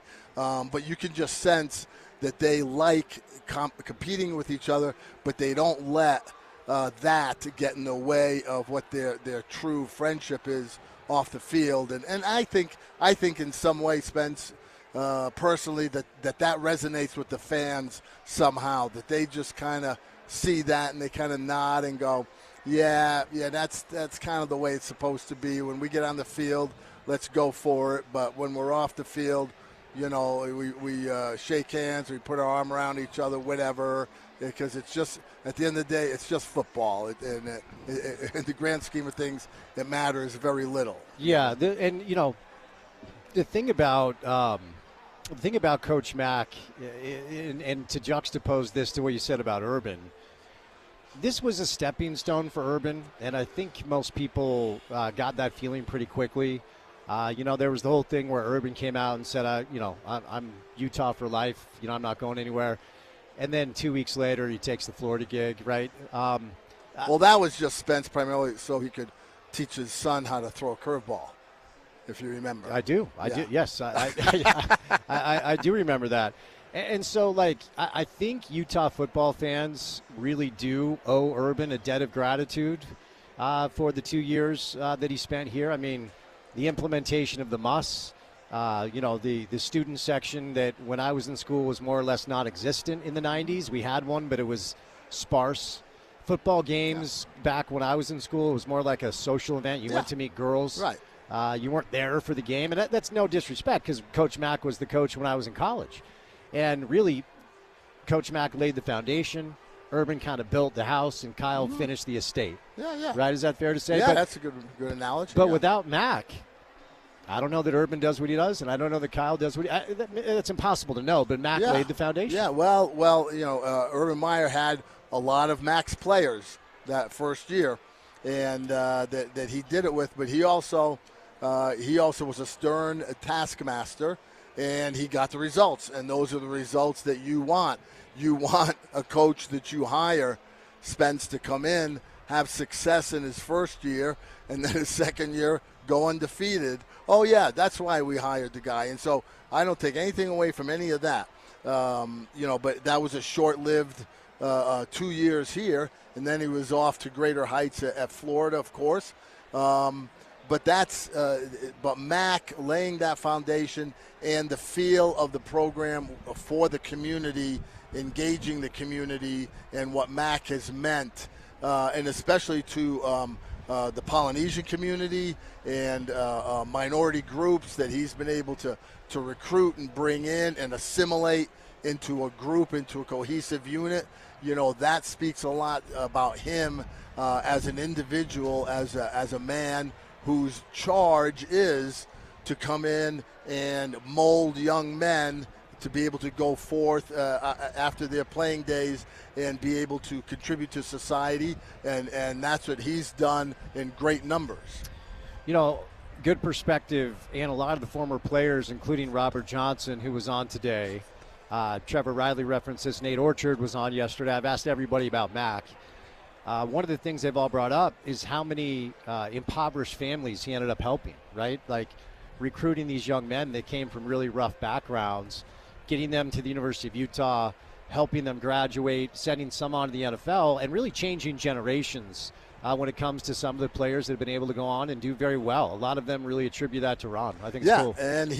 And Mack turns 86 next month, I believe it is, and he is still personally and highly active in his Ron McBride Foundation that raises money for underserved communities around the Salt Lake Valley.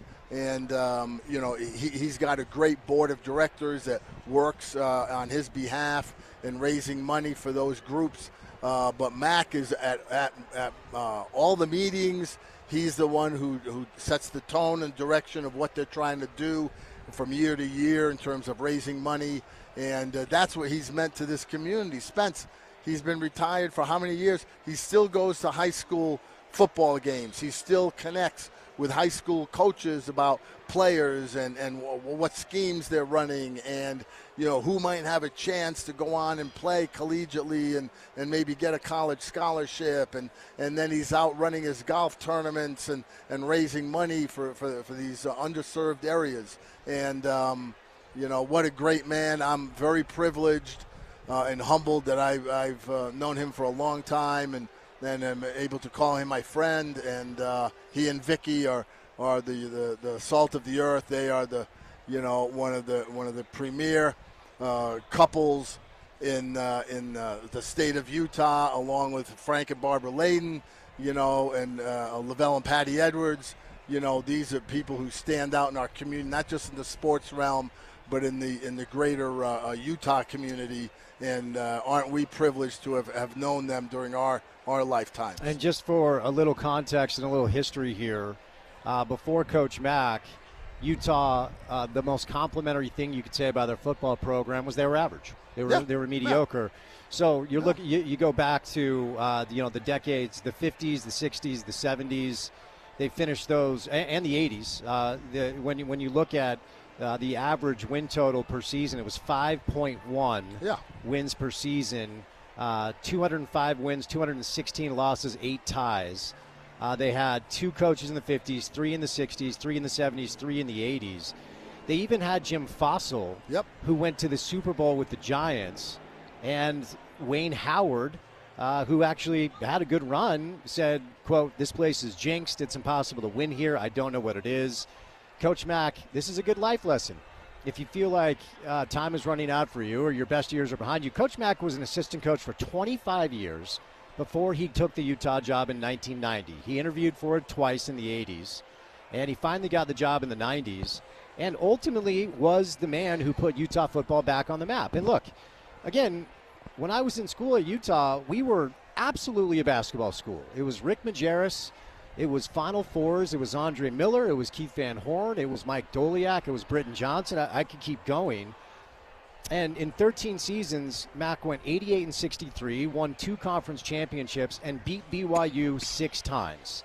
Okay, and prior to Mac arriving, BYU was 16-2 over the prior 18 games.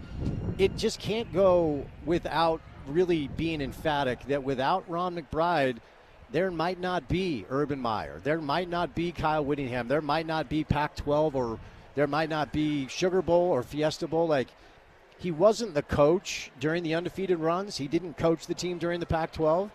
But without his contributions, I don't know that Utah football ever really finds its way to the place that it is now. Yeah, and Spence, to your point, the numbers that Coach Mack accrued while he was the head coach, those don't really, to me, speak to the culture of the program and what he built, the human part of getting young men to the University of Utah, bringing them together, getting cohesive units, getting the coaching staffs in place that understood his vision of what you wanted to be in terms of a unit, in terms of a team, and representing your university. And he did that so well off the field and in the community that is still going on today. That's really, for me, what the true part of his legacy with Utah football is. Prior to the 8 years prior to Mac taking the job, Utah football had 3 players taken in the NFL draft. 3 players went to the NFL in the previous 8 seasons prior to Mac taking the job. Under Mac, 21 players were drafted. Jordan Gross, Jamal Anderson, Luther Ellis, Steve Smith, and both the Dyson brothers, among others. So obviously he made his mettle as a recruiter and a developer. And then, Smitty, in kind of a Frank Layden way, because Mac's a non-LDS guy, stayed in our community, coached Weber for a few years, and like Frank did, was he's a guy that unified people. Yep. You know? He's a connector. Yes. He brings different factions together. As I mentioned, he is still active with local high school football coaches. I know last year he was going out to Juan Diego and going to practice. I'd call every now and then, talk to Vicky. Hey, where's Mac? I got to ask him something. Oh, he just left. He's got to go out to a meeting with the Juan Diego coaches about something about their offense, whatever. But he's still on the go.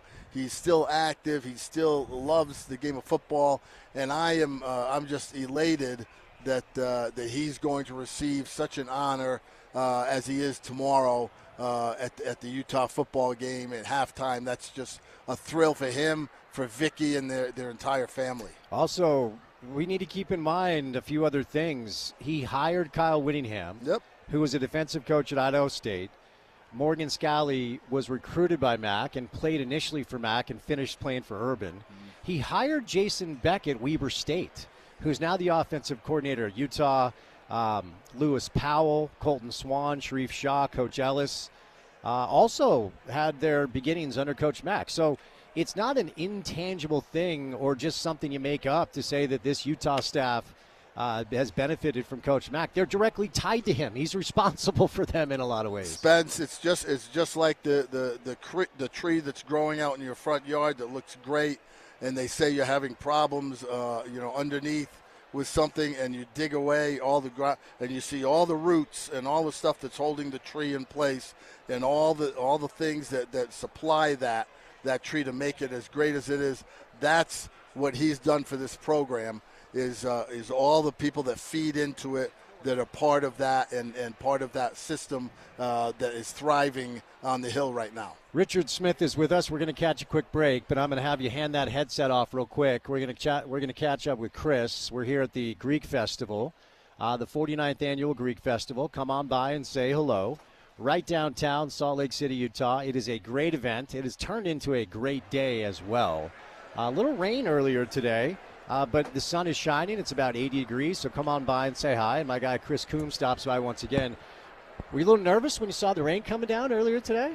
A little bit, but I was kind of caught off guard because the forecast didn't say yet. Yeah. But now the sun's out, so we're good. Yeah, it's a beautiful day, and obviously we're having a good time here at the Greek Festival. We've talked a lot about the food, and we should continue to talk about the food. But talk about art and jewelry, some other things that are kind of steeped in Greek culture. Yeah, we got a lot of great vendors here selling various paintings, selling jewelry. We have like a little market with cooking supplies. We have a kind of a local influencer here, Eleni Saltis, who's big into Greek cooking. She has a cookbook there. We're actually having, on top of that, a presentation on Greek architecture tonight in the cathedral next door. We've never done that before, so that's going to be exciting with a professor out of UVU. So that's kind of some of the other things going on besides the food, the drinks, the dance. How, I don't know if you have a way to track this, but Smitty, our guest here, has been coming to this for 30 years in reference just the size of the event and how many people regionally it's not just Salt Lake people, right? There are a lot of people from just around the region that join us, yeah? Oh, yeah. I think we've estimated over the years anywhere typically between 30 to 40,000 people. Okay. I know we've hit as high as 50,000 before in years past. But you're right, Spence. We do get people from neighboring states like Wyoming or Colorado, even in some cases back east, that just know this is a big Greek festival. They want to come, and we welcome them. You referenced this earlier. Let's underscore it. This isn't just for mom and dad. Isn't just for, bring the family. This is a family-friendly event, yeah? Yeah, it's all the above, including service dogs. If you have a dog, bring your dog. So it's designed to be interactive for everyone. We have face painting for the kids. We got, museum and church tours for people who are interested in that side of things. Of course, the food and the drinks, the dancing. It's just an all well-rounded event. So tell me what we have coming up tonight. We're going to sign off in about 90 minutes. As the sun sets and folks get off work and they're looking for something to do on a Friday night, what do the evening festivities look like? Yeah, so I think our next dance group is coming on any minute now. They're the semi-professional group. Then after that, we have a couple other dance groups, including one that only performs once a day, so they're really good too. And then the last dance performance is at 8, and you'll have, of course, all sorts of people coming after work, and doors close at 10 p.m. Not to go 50 Cent on you, but after the party is always the after party. Do you guys, what happens after this thing shuts down? You guys must have a good time. Yeah, no, it's a good question. Tonight, I don't think there's anything officially planned, but I believe tomorrow we're going to Flanker, actually. Okay. So if you're downtown, come with us, and we'll just continue the party. All right, man. Well, thanks again for coming out. Appreciate it. We'll get you back on before we say goodnight. Sounds good. All right, that's our guy Chris down here, one of the organizers of the Greek Festival. Want to tell you about my friends at IFA Country Stores. With IFA's Step 4 Fall and Winter Lawn Food, you'll get stronger roots now and an early green up next spring. It's the ultimate lawn owner power move. More can be found at your local IFA or at ifa.coop.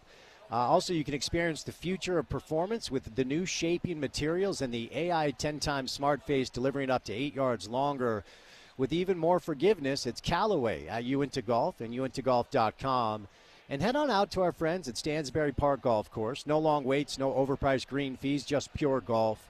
You can play 18 holes for only $45 and $50 on the weekends. Whether you're a weekend warrior or just need to escape the office grind, this is your place. You can head to Stansbury Park Golf Course and lock in your tee time before they're gone.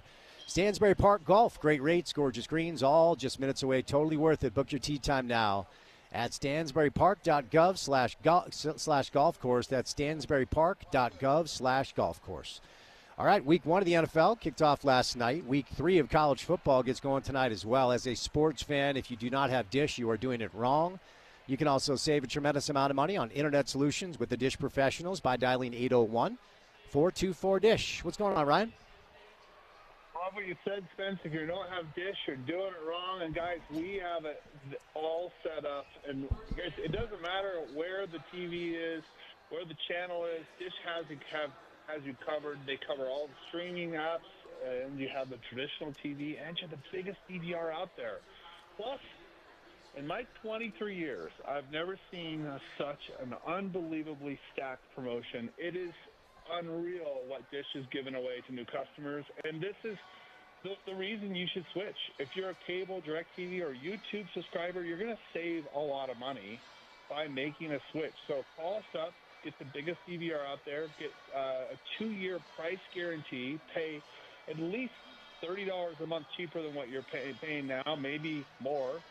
We'll throw in Dish's top package free for the next 3 months, NFL Red Zone free for 6 months, Paramount Plus and Showtime free for 4 months, and if you want the NFL Sunday ticket, you can get this to that about half price as a new customer. So call us up, take advantage of that. Also, we've got great internet options.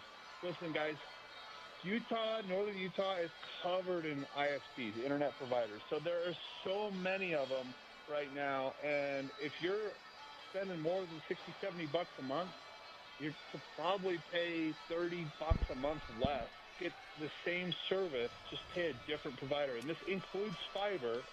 All stop and upgrade. Take advantage of the deals. Don't continue to overpay the cable company. Let's put some money back in your pocket. Plus, I'll throw in dinner at JCW's. But you got to call us. That's the hardest part. 424-DISH. Call us and see what we can do for you, how much money we can save you. If it's to be $1,000 or $2,000, it's the real numbers. Call us, 801-424-DISH. That's 424-3474. All right, more with our guy Smitty live on site, live at the Salt Lake City Greek Festival on a Friday afternoon. So keep it here on ESPN 700.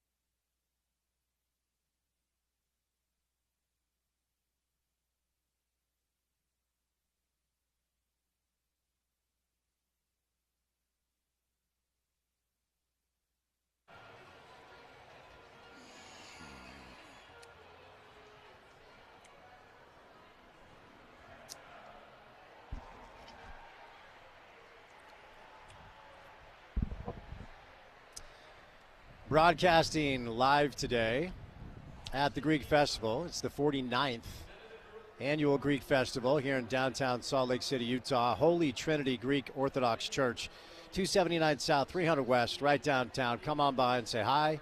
Next person that sees the ESPN 700 tent and comes over and says hello, I'm going to hook you up with $20, a gift certificate for $20, which will get you a great meal here.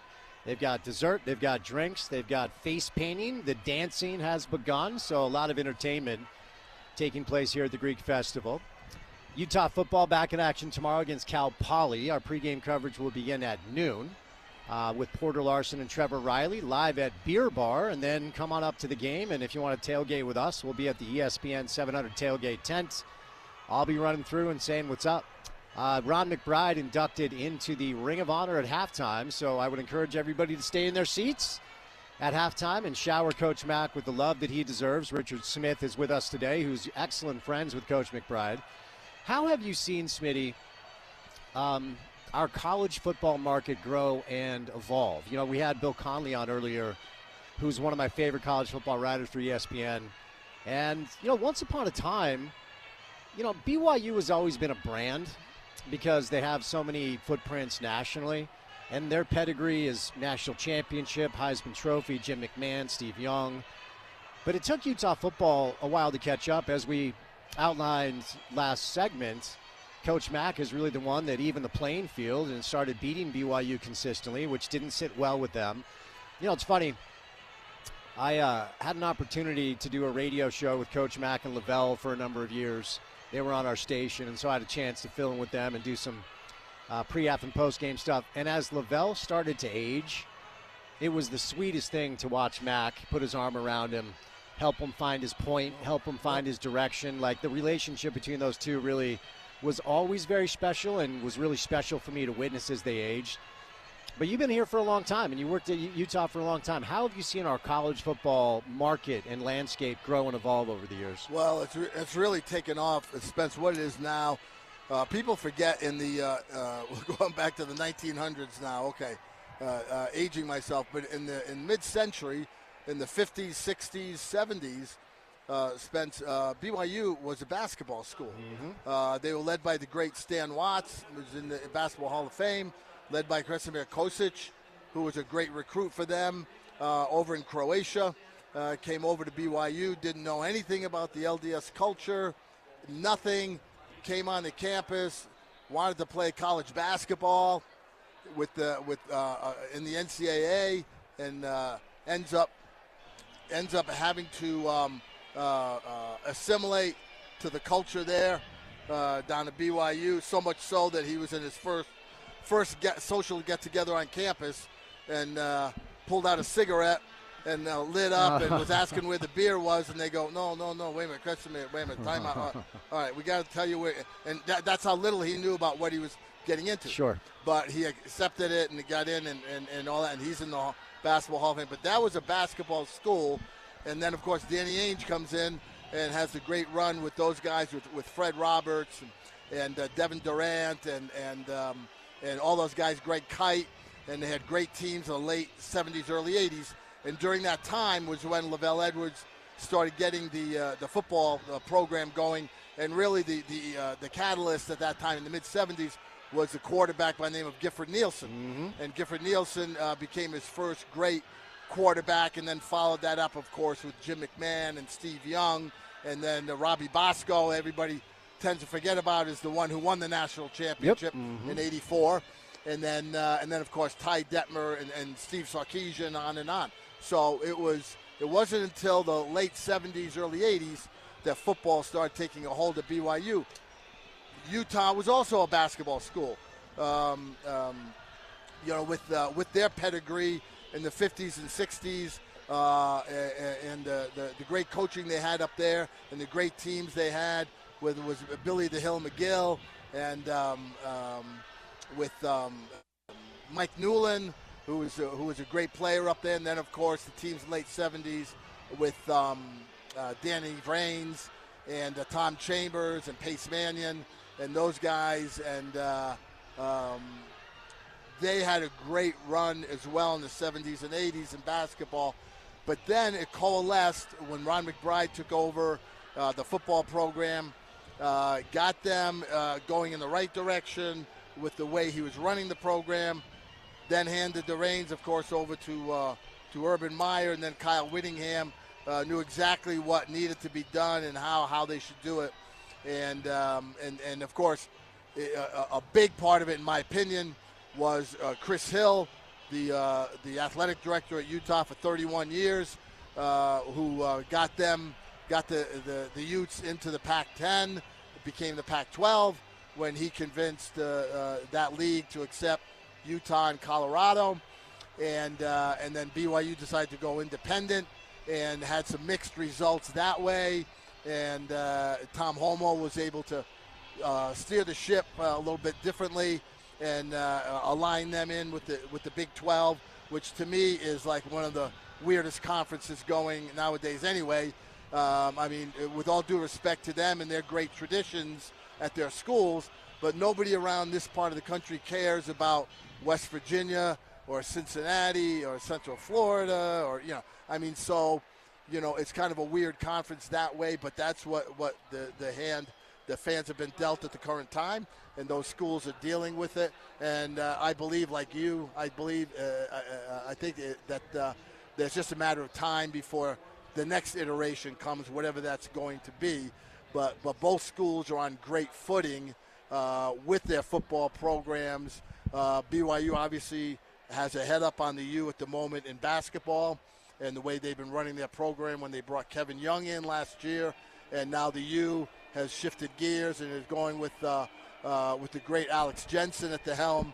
And so we'll see what he's able to do with the program up there on the hill. But those guys are really in the middle of building continuing the building that those coaches before them set up. A lot of good context there and perspective, and it really, I don't know how much of, they say necessity is the mother of invention. There just was this shift, and I don't really know where exactly to pinpoint it, where for a while football and basketball seemed to be on similar footing. The NBA in the 90s with Michael Jordan and all the great stars that superseded him with Larry and Magic and David Stern as the commissioner. The Dream Team Barcelona in 92. Basketball really had this momentum. Look, football has always been America's sport. That's not a new thing. But for a while, they were kind of neck and neck. And then football just found this secret sauce where it elevated itself far past basketball, both in college and in pro. But for a while, they were hand in hand. And I think the reality, Smitty, is, Dr. Hill certainly deserves a lot of credit. Tom Homo, as he has exited stage left, did a tremendous job keeping that ship afloat during the independent years. But whether it's BYU in the 80s or Utah under Mac in the 90s, you had to figure football out. You just did. And there are a few schools that have such a strong basketball pedigree and brand, they've never really been forced to do it. UConn, Duke, Carolina hires Belichick. Duke football is actually better than it ever has been. But I think if you're a Ute fan or a BYU fan or simply a college football fan, the fact that both these institutions were able to figure out football has been a massive, massive thing in a way that's hard to really state, because football right now, both college and pro, it's king. Right, and they're on the level of being professionals with all the NIL stuff, right? In fact, you can even say, you can make the argument now that if you're coaching in college, it's almost wilder or more professional than it is in the NFL, because in the NFL, if you recruit a top-flight quarterback, you sign him, Spence, to a 5-year, $200 million contract or whatever. You got him under contract. In the college, you bring a guy in, you recruit a guy, you're giving him some NIL money, whatever that is. He can walk out the door at any time and just go down the street to the next guy, and there's nothing you as a coach or a program could do about it. I mean, that is weird, right? And so it never has more exemplified the Jerry Seinfeld routine about rooting for your team, right? You used to root for your players, and they were your guys, and you knew who was playing center field every year for you and first base and whatever. and now you're really just rooting for laundry because it's just a bunch of guys who you don't know, but they happen to be wearing your school colors, so you root for them with the knowledge that next year it's going to be a bunch of different guys that you're rooting for in your school's uniform. And so that makes it really I'm not a big fan of the all of the NIL stuff. I know there's a lot of criticism and all that. I believe the players should get something. I think the way they're doing it now is so far off base from what was intended originally, and it's just gotten out of hand. And it's like somebody opened the barn door and then went to lunch, and all the horses just ran out of the barn, and they're scampering all over the field, and there's no way you can get it back. And everybody's just, grasping at straws, trying to figure out what do we do now. And now you got all the talk about, well, there's going to be a big boy league coming up around the corner, where the Georgias and the Ohio States and the Floridas and whoever are going to be running the show and dictating policy to everybody else while they cash the $100 million check every year from TV or whatever.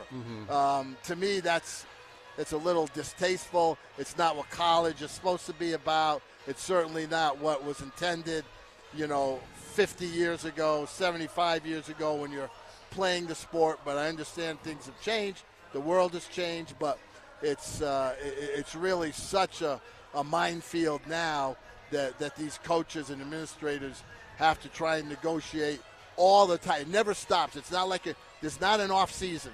You're always trying to keep, the next guy you recruited to stay longer than 2 weeks. It's really a weird deal. No, I mean, look, the only pushback I'd offer is that Ed O'Bannon filed his lawsuit in 2008. Yeah. All right. And so I feel like anybody with any sense that studied that case, that studied that lawsuit and followed how it went in 2008, 17 years ago, should have seen this coming. Yes. Right? And so if anybody with some sense back then who was in charge could see around corners, which is what leaders do, they would have been better prepared for this reality, and it simply would be in the image of a professional league. It would. And so you're a guy that made a living in the pros for 40 years. If we do move into a space where the players are allowed to unionize and collectively bargain, and there is a governing body that oversees college sports, mainly football and basketball, because those are the revenue generators, players sign contracts, and you're here for 4 years. And you have an option that if you're an NFL player, you may leave for the draft. But you can't leave. You can't just get up and leave, right? That does away with the transfer portal chaos.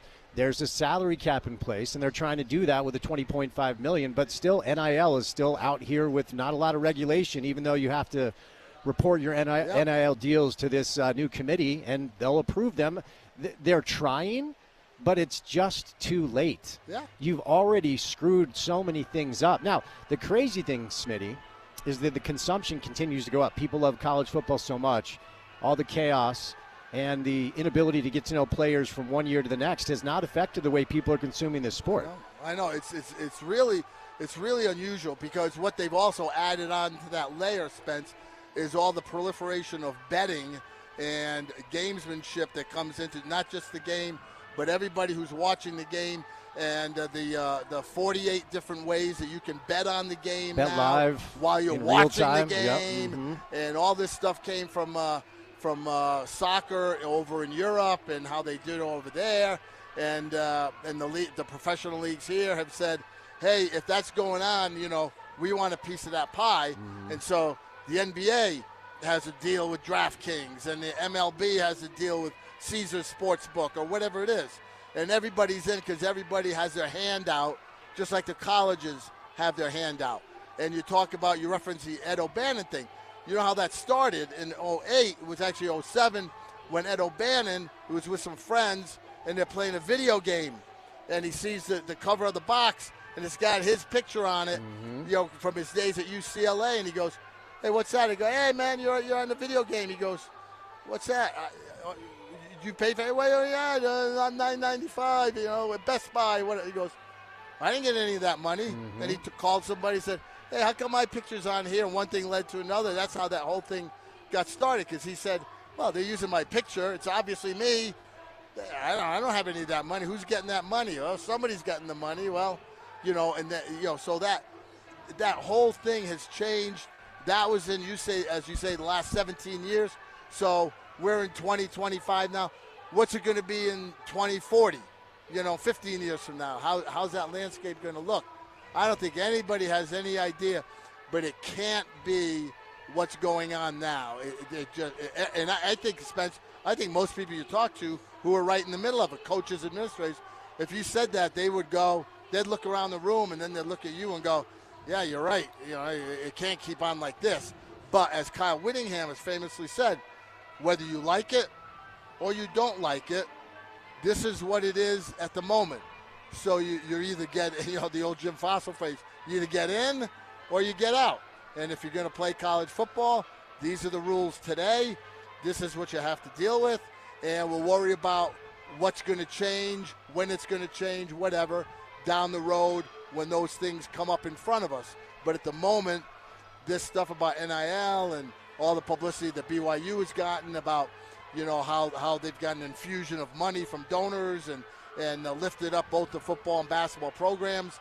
All they're doing is playing by the rules that are in place today. And they got guys who said, yeah, I'm in, let's go. And, you like it, you don't like it, it's weird. We had the first rental guy last year, so-called, quote-unquote, with Yegor Demin, comes in, has a nice year. Not a great year, but a nice year. They had a very good team, good season. He goes number 8 in the NBA draft. Now they got the Bansa kid, who is proclaimed as the top recruit in the country.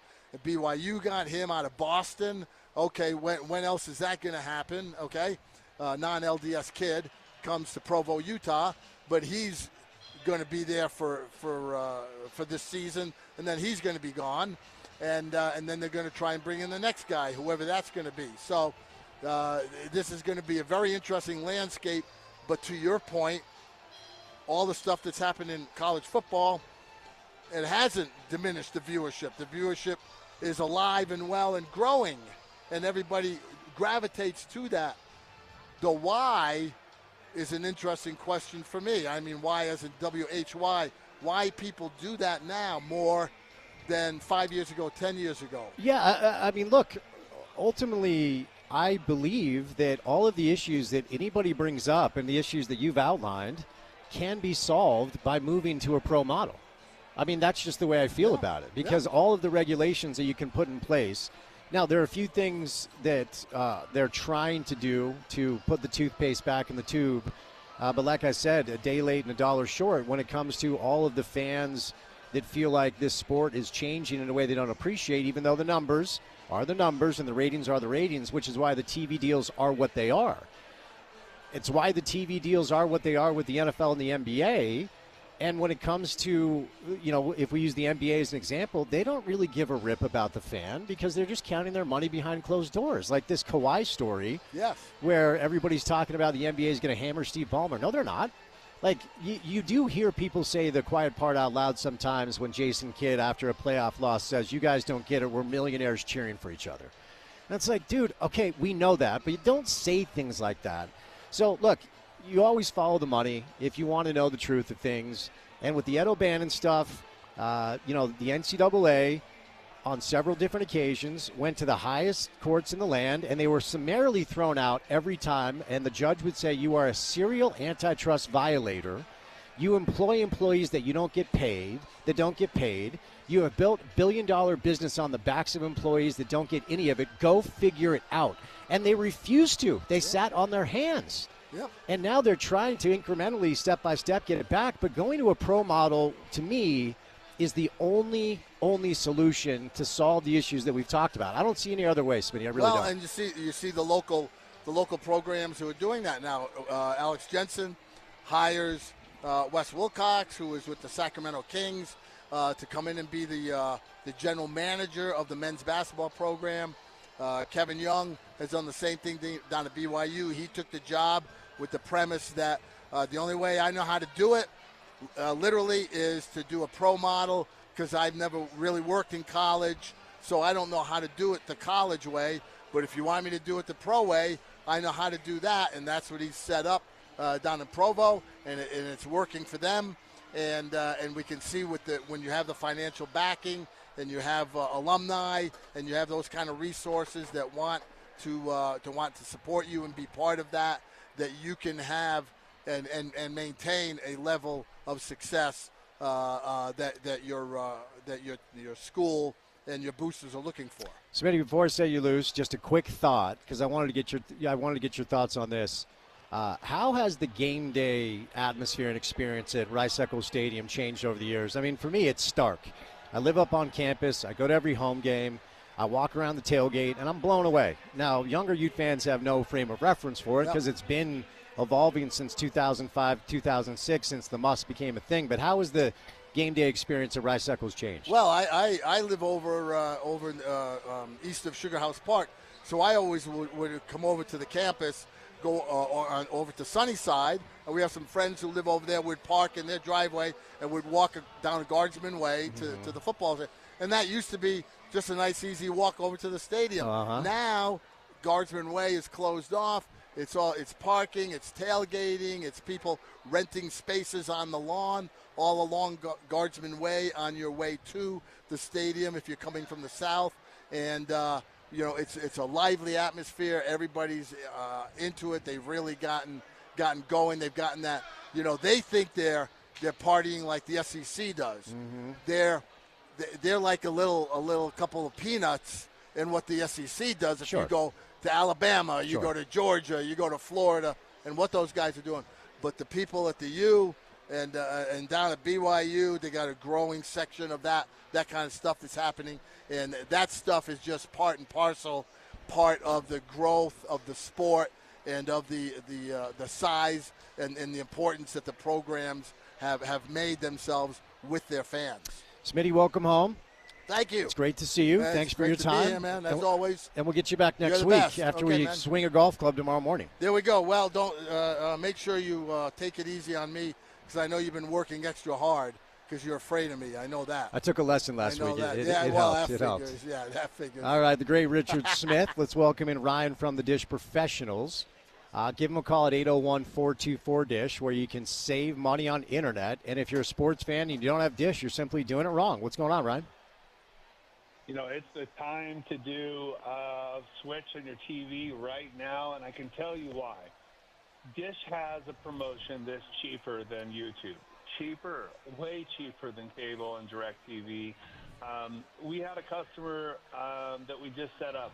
They were afraid to cancel their TV because if they canceled their TV, the cable company was going to raise their internet price. Well, we're like, let's look at the internet. And we found a fiber internet solution that was about $40 a month cheaper. Their TV was $60 a month cheaper. This is just exactly the kind of solution that we're looking for. We get $100 a month, plus the first 3 months of their service is free. We'll throw in the NFL Red Zone, the NFL multi-sports pack free. Guys, this customer is going to save multiple thousands of dollars over the next 2 years. There's no price increase with Dish. Guarantees the next 2 years. We're going to throw in Showtime, Paramount Plus free for 4 months. And, if you're an NFL guy and the Red Zone isn't enough, you want the Sunday ticket, if you sign up as a new customer right now, you can get the Sunday ticket for about half. It's a little bit short of half of what the advertised price is. And, yes, you can watch it through a Dish system because YouTube is built in. It's like a channel. So simple and easy. Call us up.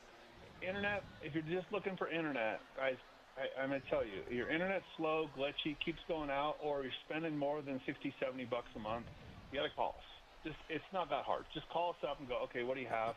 I'll probably give you at least one, maybe 4 different options. And even if you have fiber, you could pay another provider to give you the same fiber for, I don't know, 56. The highest I've seen is $70 a month cheaper. Like, it's crazy.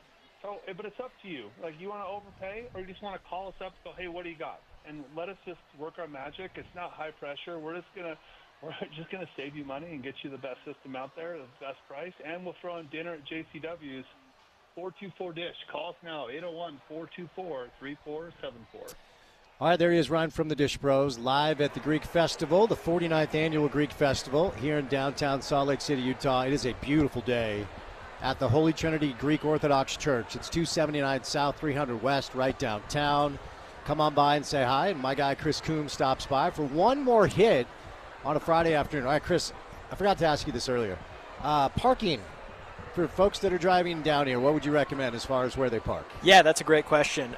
Honestly, we have 2 track stations right nearby us. We have the one right by the Delta Center and then the one by Gallivan. So jump on those. You don't even need to park and have to pay for parking. That's probably going to be most efficient. There is plenty of parking, though, in the lot directly across the street from us, across from 3rd West, as well as street parking. And there's some other kind of lots in the surrounding block. I lucked out. Your security guard's a fan of the station, so he let me park wherever, which was nice. Love that. All right, let's start food. We got to talk food. You can smell it. I've sampled a bunch of it. What are some of your favorite dishes you want our listeners to know about? No, we've got the lamb has been cooking all day, and it smells really good. And I think I'm going to probably go help myself to some of that after this. Of course, we got all the great items in the food lines. Your gyros, rice, souvlaki, pasticcio, which is like the Greek lasagna, the spanakopita, the spinach pies, the cheese pies. Of course, we got plenty of desserts, the loukoumades, which are like the honey dough balls, baklava cheesecake, just so many things to go around. You're not going to leave here hungry. I had my first baklava shake just a few weeks ago, which is wild because there's great Greek food all over the place. I was blown away. It's so good. Is that just a dessert? What is that? It's kind of like an American invention, the baklava shake. Oh, okay. That is. We Americanized the Greek tradition. We've Americanized it. And so we do have some of that here, actually. Did I offend you by talking about a baklava shake? No. Okay. I just had a bite of that, actually, before jumping on here. So, okay, nice. We're on the same wavelength. But yeah, baklavas, like a lot of Greek desserts, they use that phyllo dough, and then they kind of have some of the nuts in there, and it's a classic. Okay, before I set you loose, let's talk about getting people here. You can come down and buy tickets here, or you can go to the website, yeah? Yeah, check us out at Salt Lake City, GreekFestival.com. We open tomorrow at 10 a.m., and so, 11 a.m., but we have the farmer's market going across the street. So if you go to the farmer's market in the morning, we want you to come over here for lunch. It's going to be a packed day. We've had a steady crowd all day, and we're really excited for this weekend. Right on, man. Well, this is, like I said, it's one of my favorite things we do all year. I hope you'll have us back next year, okay? Absolutely. Appreciate Thanks so you. much. Thanks, Chris. Come on down, 49th Annual Greek Festival, right downtown. And Chris kind of outlined some of your parking options. The address is 279 South, 300 West, here in downtown Salt Lake City. All right, it's a little late. Let's catch a break. 5 o'clock hour of the program comes your way next. It's all college football. Then we'll say goodnight at 6. Keep it here on ESPN 700.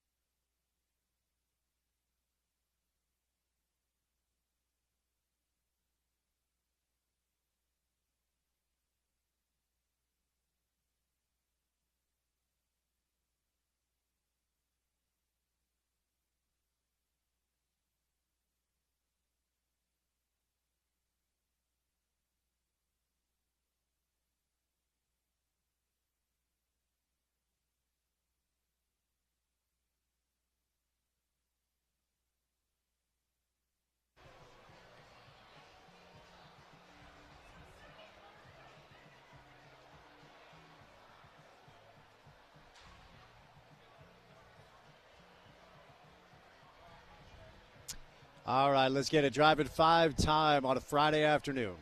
Happy Friday to you. Congratulations. You made it. Weekend time. Did the things all week long. Showed up, probably even when you didn't feel like it. So hopefully you've been rewarded with a weekend. And it's turned into a beautiful day. We had a little rain earlier today across the landscape of Salt Lake City, but it's cleared up. It's about 80 degrees and sunny, and we broadcast live today with our good friends at the Greek Festival. It is the 49th annual Greek Festival here in the heart of downtown Salt Lake. We're at the Holy Trinity Greek Orthodox Church, which is 279 South, 300 West. Come on by and say hi. I've had a good time down here. We're about 50 minutes away from kickoff between the Chiefs and the Chargers in Sao Paulo, Brazil. We will have that game on our radio station. Don't forget, we are your home for football in the market. We are your home for both the biggest and best games in college and pro football. Week 1 of the NFL got going last night with a weird game. The Eagles did beat the Cowboys 24-20. Jalen Carter, their mercurial, talented Eagles defensive lineman, was ejected 6 seconds into the game for spitting on Dak Prescott. Videos going around of Dak spitting himself. We have grown men spitting on each other. So that's how the NFL started. Dak, after the game, said he was just spitting on the ground. Didn't mean to spit toward the direction of the Eagles. But that's how the NFL got going, and you add an hour-long rain delay to boot. It was an odd game last night. It was 21-20 at halftime. And there was only one field goal in the second half. A lot of bettors bummed that they went with the over because it ended up being under. So the second game of the pro football season gets going tonight. In about 15 minutes from right now between the Chiefs and the Chargers. It is a divisional matchup. Speaking of men spitting, apparently that's going to be a thing now. What sort of psychopath would spit on another human? Luis Suarez has been banned 6 games for spitting at a Seattle Sounders staffer in the world of Major League Soccer. Utah football is back in action tomorrow. 4 o'clock kick time at Rice-Eccles Stadium. It is Utah-Cal Poly. Don't forget, at halftime, we are honoring Coach Ron McBride. He will be enshrined into the Ring of Honor, becoming the second Ute to have that honor after Alex Smith was given that honor a year ago. BYU welcomes in Stanford. They're a healthy favorite to win that game. Going to catch up with Bill Conley to preview the weekend ahead in the Big 12. And in all of college football, there's a big one between Oklahoma and Michigan. Does Utah State have a puncher's chance against Texas A&M? And what does success look like for Utah football against a lesser opponent in Cal Poly? Come on up and say hello. Don't forget, our pregame coverage tomorrow for Utah football will begin at noon with Porter Larson and Trevor Riley live at Beer Bar. If you don't have tickets to the game and you're looking for a place to watch the game with a bunch of great Ute fans, head on down to Beer Bar, say what's up to Porter and Trev, and then hang out and watch the game. If you're at the tailgate tomorrow, I would love to see you at our ESPN 700 VIP tailgate tent. And then we'll head on over to the game and enjoy some Utah football. It's the home opener for the Utes. Download that Utah 360 app. It will give you all the game day information you need. I want to tell you about my friends at Outlaw Distillery. Outlaw Distillery is the official spirits provider of our ESPN VIP tailgate tent at each home game this Utah season. Amazing drinks, honey bourbon, vodka, spice rum, and coffee rum. You can get a taste at our VIP tailgate tent this season, or check out every one of their options at Big Willie Sports Bar, another fantastic partner of ours at ESPN 700. They sponsor the Sean O'Connell Show. Outlaw Distillery, truly a grain-to-glass product forged in the history of the American West. And mark your calendars, they're going to be dropping a near hazmat barrel-proof bourbon, and excited for everyone to try that. You can check out our friends at Outlaw Distillery at outlawdistillery.com, found at all state liquor stores. We'll catch a break, but a comprehensive preview of the college football weekend ahead with the great Bill Conley comes your way next on a Friday edition of The Drive, and it's good to have you along for the ride right here on ESPN 700.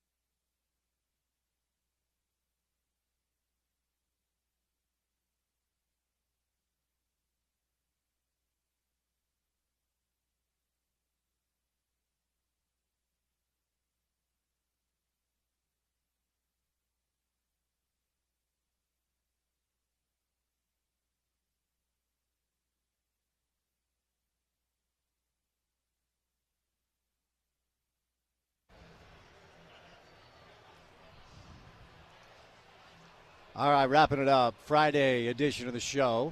Happy Friday to you. Happy weekend to you. I can't hate on it, Porter. I can't hate on it. I'm not a big heavy metal guy. And usually we play that song to end the show when your beloved Vatek is in action. But they play tomorrow against Vandy. But usually we play this if your boys are playing tonight. What's the motivation? Just getting ready for the college football weekend? Yeah, just that. We haven't yet this year. The Hokies are favored in a football game, so that's always a plus going into the weekend. It really is such a great, intro song. I've never been to that stadium, but every time I watch it, I will admit to getting chills myself. So, college football weekend ahead. Of course, that's driven most of our coverage throughout the course of the week. Utah football, reminder, will be in action at 4 o'clock against Cal Poly tomorrow. Our pregame coverage with Porter Larson and Trevor Riley begins at noon. Porter, care to give us a tease of what we can hear tomorrow starting at high noon? Yeah, well, as you mentioned, we'll be at Beer Bar for a little brunch and pregame action. If you're headed up to the stadium, that gives you plenty of time to do so. We'll be done 2 hours before kickoff. So stop by Beer Bar, have some brunch, have a Bloody Mary with me, see Trevor Riley, maybe get an autograph. We'll have some tickets. We'll have some tailgate passes. We'll have some stuff to give away that we'll tease during the show. But, yeah, hey, maybe meet a Super Bowl champ and swing by and stop by for brunch and Beer Bar before the game. And, hey, if you don't have a spot to watch the game, that is a good place to do it. Hang around after our pregame show. And with Trev, you never know. He could have his Super Bowl ring, and he might let you take it home. He might let you borrow it for the weekend. Yeah. I'm gonna ask him if I can wear it. I always like to do so when he's around. It's a good feeling. Just having that on your hand, whether you earned it or not, is pretty cool. Here's an idea. You grab Trevor's ring. We sell it together, and I get 90% of the profits. No. Oh, damn it. All right. Well, I'm an idea guy. You know what? I'll do 60-40. You're an idea guy, and I'm a heist guy, so I'm perfect. In cahoots. All right, coming up on the other side, it's the second game of the pro football season is the Chiefs and the Chargers, so stay tuned for that. Porter, before we say goodnight, let's get the weekend started. What comes our way on a Monday show? On a Monday edition of The Drive, as we do each and every week, we'll catch up with one Kyle Whittingham at his weekly press conference. I'll be up there Monday morning, and we'll bring you the sound a little bit later on. Josh Furlong, our AP Top 25 voter, will stop by on a Monday, maybe talking Top 20 Utes. We'll see after the weekend. Maybe not much movement just based on the opponent, but we'll check in on the other Top 25 teams across the country as well. Johnny Russell of Real Salt Lake will stop by, hoping to chat with J.B. Long and Max Chadwick as well. So we'll go all over the map talking football. There you go. Both Utah and BYU, massive favorites this weekend over Cal Poly and Stanford, respectively, and a tough task for the Aggies heading down to College Station to take on Texas A&M. We'll say goodnight. Special thank you to our friends here at the Greek Festival. It is awesome. Come here every year. It's so fun. You guys should check it out. And special thank you to Robert Johnson, Bill Conley, Paul Pugmire, and Richard Smith for any sound that you may have missed from the show. The website is the place to go. It's ESPN700sports.com. Make sure to download our mobile app and take us on the go. ESPN 700 app available, App Store, Google Play Store for free. And then finally, for what we do in our space every afternoon for 4 hours, check out our podcast page, subscribe, rate, review. Say nice things in the comments if you would, and give us all the stars. It actually helps. Reporter, I am Spence saying goodnight. Have a great weekend, everybody. Be good to yourself. Be good to each other. Enjoy some Utah football and some college football. And week 1 of the NFL, we'll break it all down on a Monday edition of The Drive. And as always, you can catch that right here on ESPN 700.